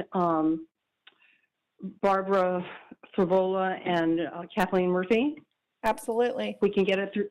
Okay. Yeah, that's very helpful. Thank you. Yeah, no problem. But please do go to our website. We will make sure that it's easily accessible from the homepage. Again, it'll be on the meetings page. If somebody from our team could post that in the chat. We're working on that right now. And I would also encourage anyone on the call or the meeting tonight, if you're not signed up to get our updates, please, I would encourage you to do that by going to our website. That way we can contact you and push out information to you as we get information. Okay, so we're looking at the page now where we will have the videos linked. 495next.org public meetings, and it will be. We look forward to it. Okay, thank you. Thank you. Okay, maybe please lower your hand if you've asked your question. We have another question from the phone number ending in 72. Did you have a question?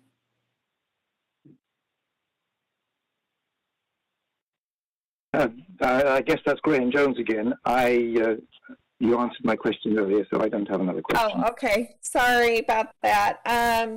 So if you have, yeah, you can, your hand is down now, or you can hit *3 to lower your hand as well. Okay. I've done it. All right. 2 other hands are raised. We don't have phone numbers for them. One is, they're both titled 5 flyovers, so I don't have a phone number to refer to. The one with the question marks, 5 flyovers, question mark. If you'd like to go ahead and lower your hand and ask your question, go ahead and unmute yourself.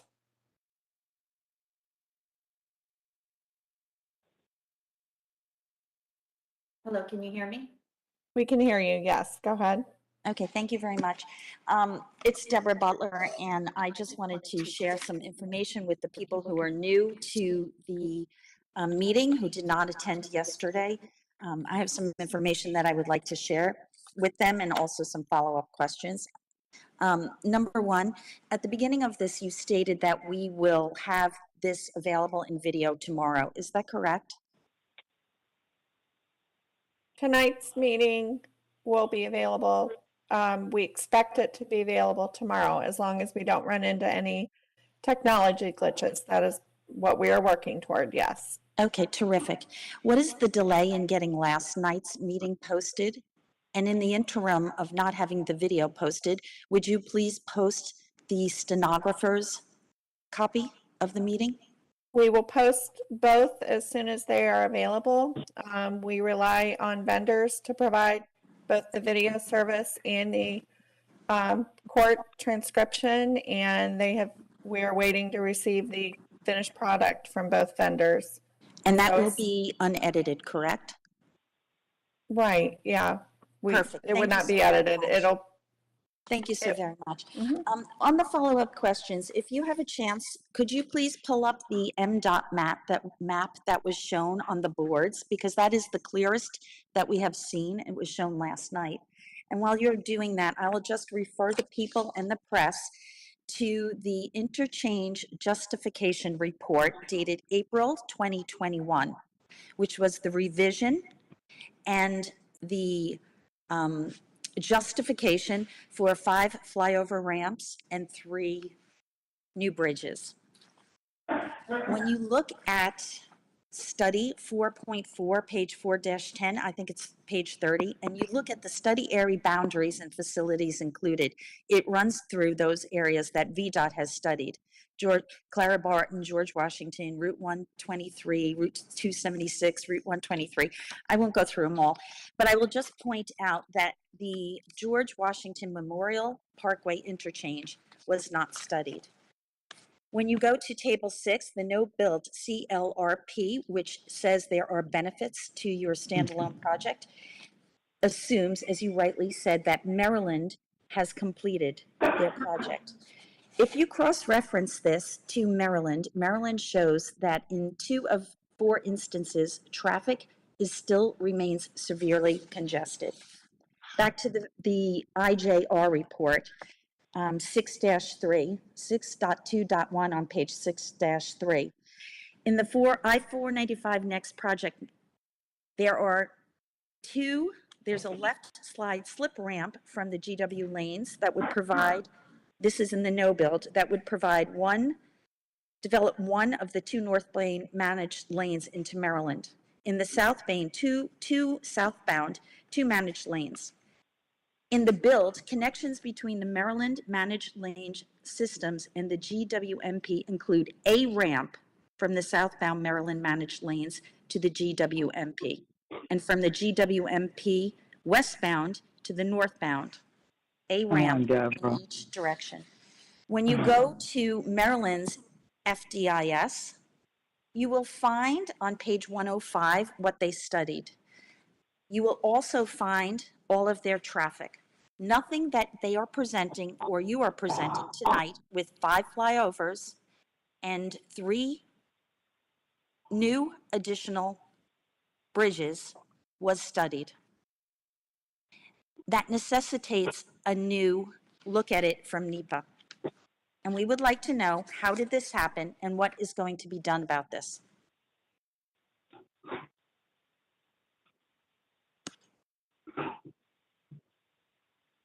So I would just say, broadly, for our project, we did an addendum to our IJR that incorporated a revision that was done within the limit of disturbance, and that was reviewed and approved by FHWA. I think Maryland, in terms of the ramps in their project, they are still in that process. And as all of these projects progress, you can look at a study that was done at a point in time, but the design changes, and in part because there's interaction with the public, and because the study progresses, more information is known. And so there were a couple of things that happened, during our design process. So one of which was we were receiving public input, and another was that we were coordinating with the Maryland team as they got more information about their design. So, I wasn't able to follow precisely what document you were referring to. I'm sure if you want to submit the question in writing, it might be helpful for us, but to better respond. But that's just kind of broadly, I would say. Susan, it's the IJR that you referred me to. You told me to go to you put this in the IJR. You referred me to the document, and I went and verified, and I cross-referenced it against the Maryland FDIS. Okay, and what was the date of the IJR that you were looking at? It's April 2021. Right, and so I believe, and Abby, I'm not sure if you have the exact date, and again, such a detailed question, I think it would probably be helpful for us to get it in writing so that we can get a very clear response. Okay, Susan, we've asked you this for almost a year in writing. Okay, let's forget that. Forget that. We'll give it to you again in writing. A follow-up to that. This is the Maryland project. So these flyover ramps were not included as part of your project because yours is a standalone project. Correct? So I would say the ramps themselves were taken into consideration with our study, as required by our NEPA requirements, because their project is also in the CLRP. So not we have in to the take IJR. Yes, but that's a document that supports and is kind of co-linked, so to speak, with the NEPA document that we do. Yes, Susan. It hasn't been studied, and we all know it. Well, I disagree. It has been studied. Of course you do. We would like some answers. Yeah, this is Abby. I just checked the date of the IJR addendum that Susan was referring to, and that document was finalized on January of 2022.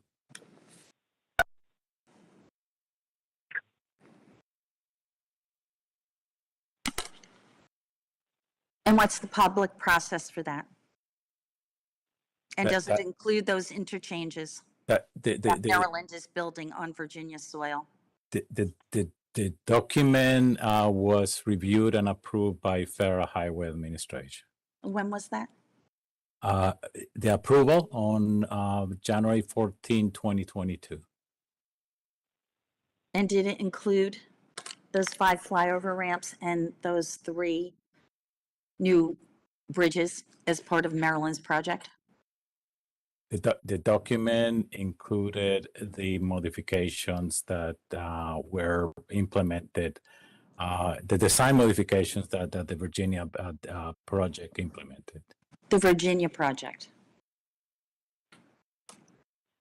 With the latest modifications that we knew at the time of the Maryland project. And when was this part of the Maryland project done? As I said, the document was finalized. Okay, I'm going to pull it up right now. 2022. I'll pull it up right now. Thank you.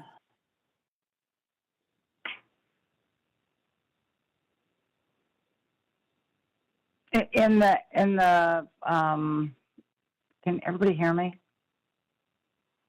Yes. So this is May Benners. Lastly, it's getting late. Everybody's tired. This has been 2 days of meetings. Supervisor Faust and members of the press, a formal list of questions was submitted to Vdot and Mdot last night in the in-person meeting, requesting formal response to many of the questions that were posed again tonight. If you could please have Vdot and Mdot acknowledge this. I think Supervisor Faust was trying to ask that question but was muted. A condensed set of these questions will be sent tomorrow via Senator Favola's office, Delegate Murphy's office, Supervisor Faust's office, and to the media. If everybody could just acknowledge that the list of questions will formally be submitted and VDOT and MDOT will respond in writing to the questions. Yeah. Yes. I would say yes for VDOT. And I think Maryland committed to that. And they do have a copy of, at least the hard copy that we received last night. I haven't received anything since that, but we have the hard copy of what was provided last Thank night. you, Susan. It's complicated, and you will receive a condensed, more precise version of that from our elected officials' offices. So wait until we get the one coming from the elected officials then? Is that? Yeah. Okay. It probably will be easier. So don't start on that list from last night. Correct. Okay. Thank you. Okay. Thank you. And thank you, Supervisor Faust, for trying to pipe in.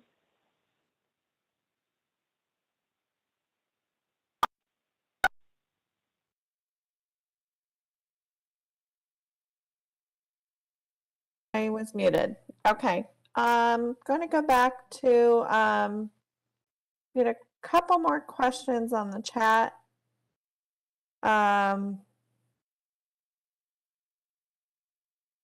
This does not have a name associated with it. The question is, am I hearing that the sound walls on Live Oak that go up to Green Oak are funded by Maryland? If accurate, that could be years from now, if at all, as Maryland does not have the funding. Not acceptable. So I will just say for the Virginia project, the sound wall as developed in the preliminary noise study. So there is a final noise study that's underway. We don't anticipate any changes, but it did show the sound wall extending kind of from the Live Oak Drive Bridge along Live Oak Drive up to just south of Rivercrest Drive. And so any sound wall that's north of there is something that would be constructed with the Maryland project. Okay. So what's committed to by Virginia?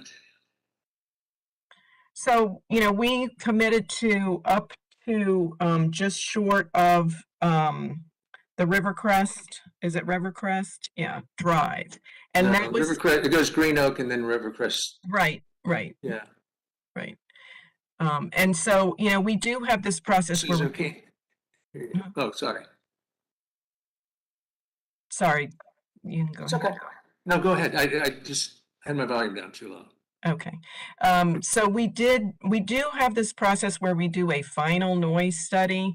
It's unusual that you would get a different result. But I just feel like I have to caveat it a little bit. But it does not mean that we're not committed fully, and we fully expect that what we showed on the preliminary study is what we are going to be building, and it is what was included in the bidding process when Transurban did their procurement for their design builder. So it's what the design builder fully expects to build.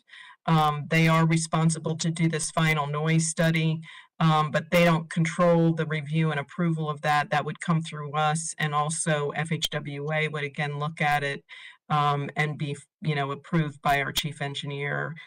There is a voting process, I will tell you as well. And this is for new walls, where there isn't a wall today, we would go to the impacted and benefited receptors and residents who are in those homes and ask them to vote a yes or no. And each individual unit that's impacted would get a vote. And based on that voting process, we would then, build or not build the wall. And I think in this community, mostly I've only heard that people want the wall, so I'd be surprised to see any different, vote other than just that people are in support of it. But we do rely on the community to say what their preference is when there isn't a wall there today. Right, great. So do you or anybody else on the call know what Virginia is obligated or is committed to doing in terms of the wall, where that stops relative? Because we just said it goes up to Rivercrest, but a portion of that, if I heard you correctly, is Maryland funding. No, everything that's up to Rivercrest is part of the Virginia project. Now, Maryland shows the sound wall continuing from Rivercrest farther north. That's part of their project because it's associated with the additional noise and their project as they widen the Beltway. Okay, thank you. I misheard earlier. Thank you, Susan. Yeah. Okay. All right, next question is from Barbara Kufel. Who is the design builder for the Mdot side of the project? Matthew, can you answer that? Yeah, we do not currently have a design builder on board.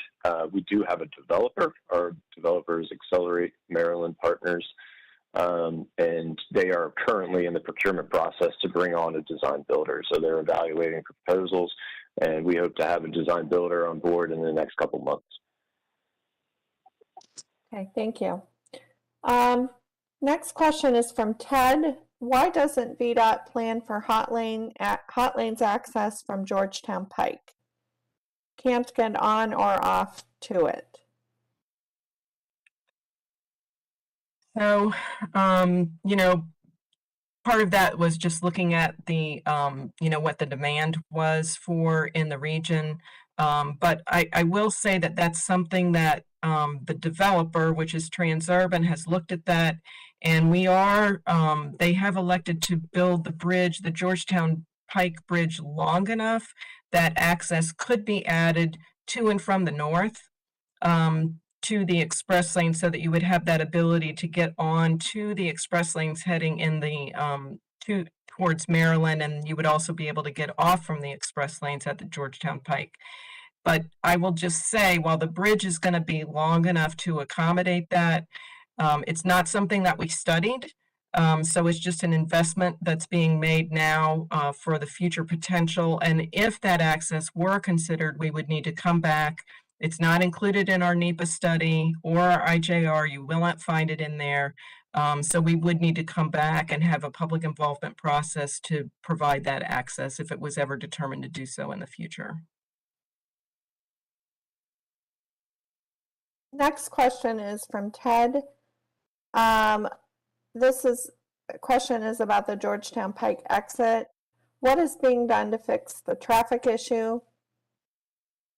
He again asks about hot lanes access and how we can petition to get access for Georgetown Pike. It seems it impacts people living in the area but provides no benefits. I think you addressed most of that, Susan, in your last response. Yeah. Okay, M. Venners just makes a statement about the list of questions that we just discussed. I think Deborah discussed that, that we are expecting a revised list of questions that we will be responding to, and we're going to be looking for those tomorrow, sent to us via the elected officials.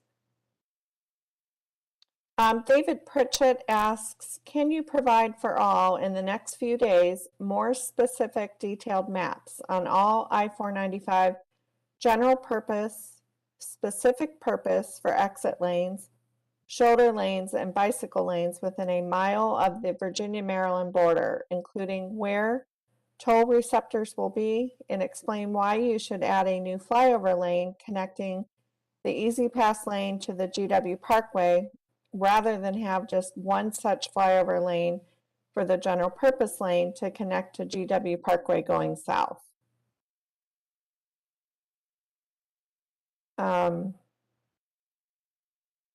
Yeah, I'm not sure I fully understand the question, and I apologize whether you're talking about the Maryland project or the Virginia project. I will say, really, both projects did look at, the access at the GW Parkway and whether we felt like that was critical for our projects and for regional transportation. And I will say, from the Virginia standpoint and the studies that we did, we showed that those connections to the express lanes were important part of the project in both providing safety improvements to the Capitol Beltway, providing the opportunity to get some of that traffic that's trying to get to that GW Parkway, being able to do that through the express lanes was a benefit to the regional transportation.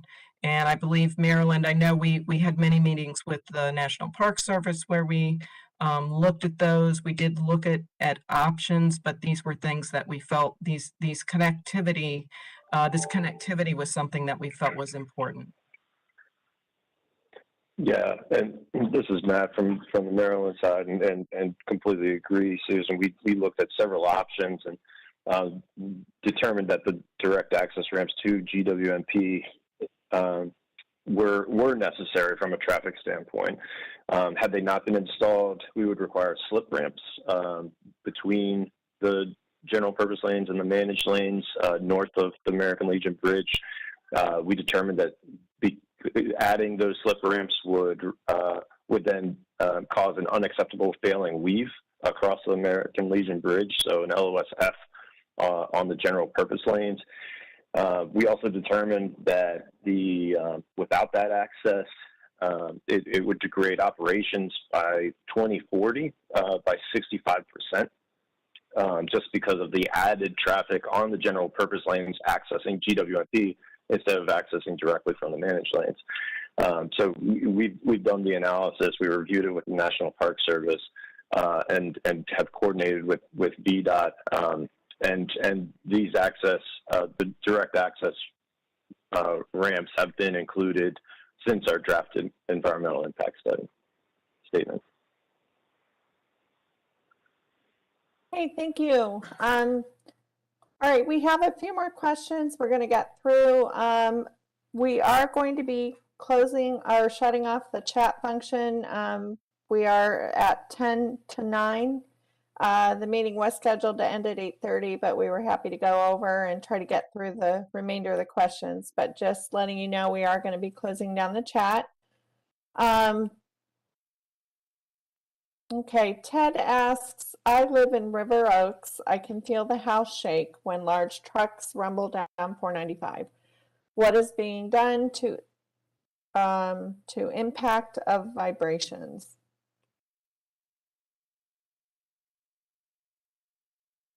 It's the first I've heard of that concern. I'm not sure, what we do relative to that. So I would just say we'll take that question back and try to get a response. Okay, David Werman asks, 495 Next was proposed to connect the Virginia Express lanes with the George Washington Memorial Parkway, yet the map seems to show that VDOT's ramps implementing that will have to be completed by Mdot. Is VDOT intending to do less than it proposed in its application to connect its express lanes to the George Washington Memorial Parkway? Yeah, I think we've covered that. I think we do have a take back with this in terms of trying to clarify, who's constructing what. There is this overlap area that both projects kind of have, making sure that those connections are made. So our commitment is to have those connections and that we will be connecting into the existing GW Memorial Parkway ramps there as they cross over the Beltway, and then Maryland will come behind us, completing, reconstructing the GW Memorial Parkway Bridge, and then they will need to tie in to the new ramps that we have constructed. Okay, the next comments we received over the phone and I think addressed, but just to reiterate about the availability of the videos. Tonight's recording from the live stream on YouTube will be posted as early as tomorrow on our website. And the video from last night's in-person meeting, we are working to have that posted by the end of the week. But again, we are relying on a vendor.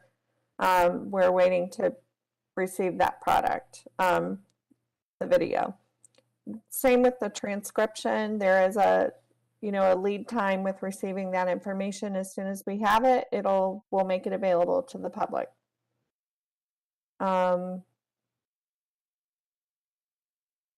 Okay, Bill Johnson asks, in regard to the new American Legion Bridge, when it is built, will it be a straight shot going across the Potomac River and not again, ever, never be a hammock-style design?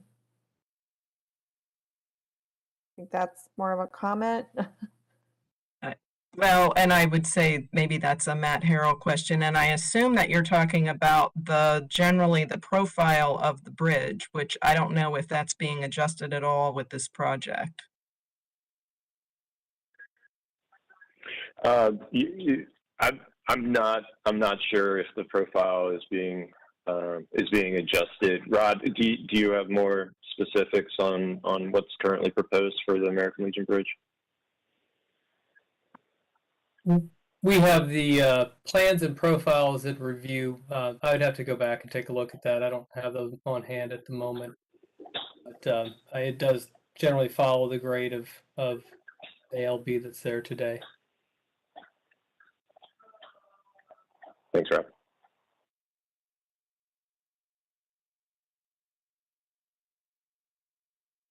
Michelle, you're on mute. Sorry. Just to reiterate, our project email address for anyone who needs to reach us for a follow-up on tonight's session is 495 Northern Extension at vdot.virginia, spelled out, .gov.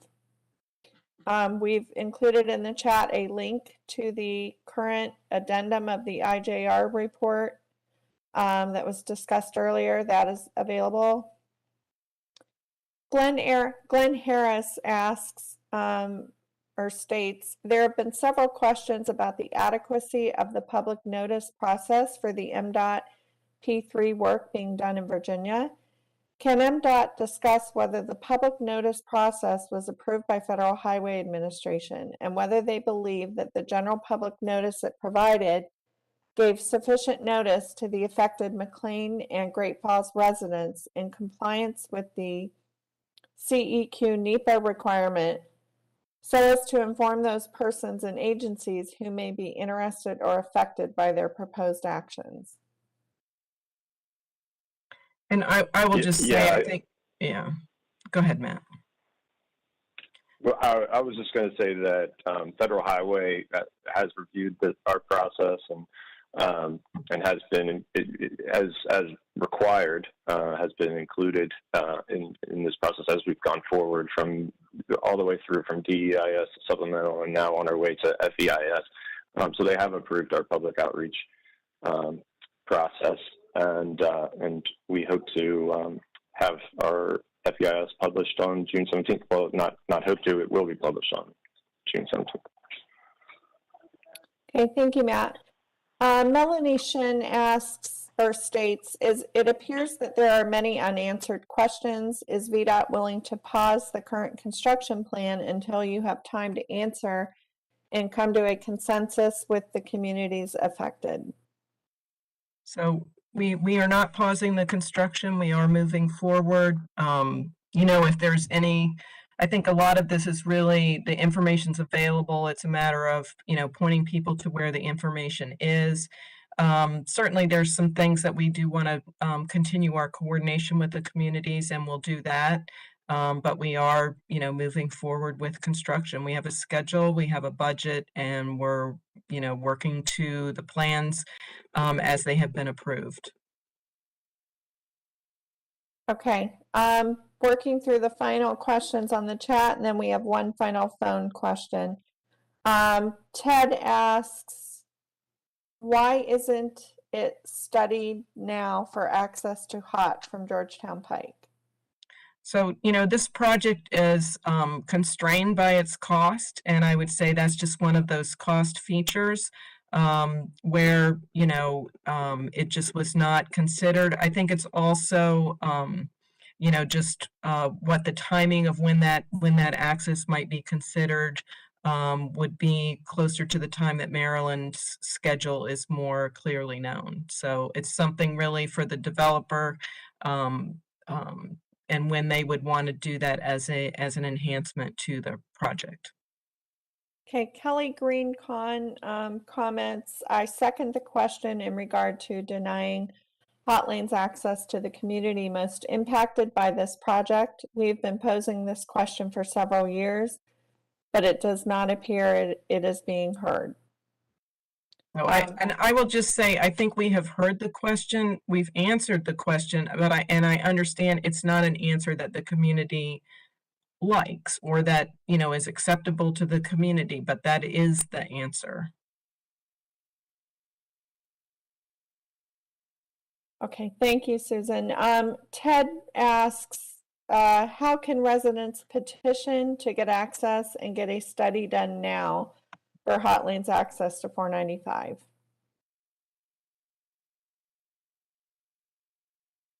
Is there a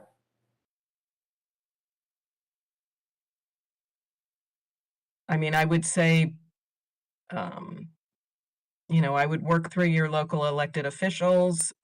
Certainly, we can take that back. I'm not sure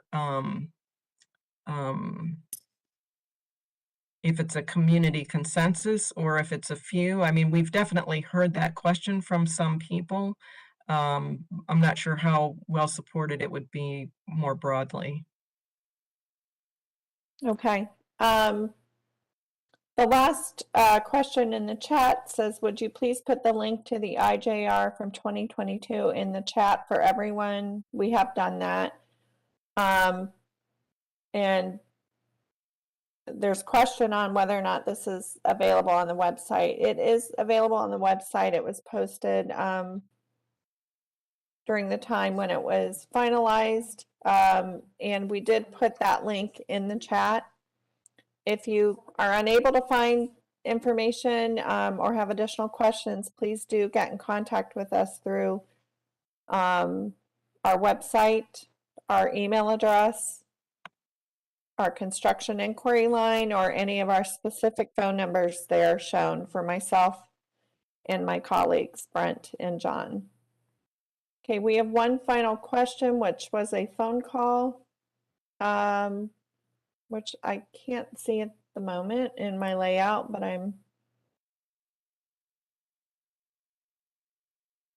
Karen, would you mind closing that presentation? Thank you. Okay, this is the last question of the evening. Phone number ending in 59. Please go ahead.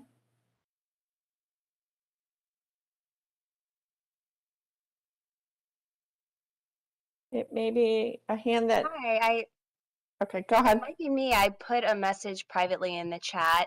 I was wondering if there's going to be fencing between the shared use path and the houses that are along it between Arbor Lane and Lawton.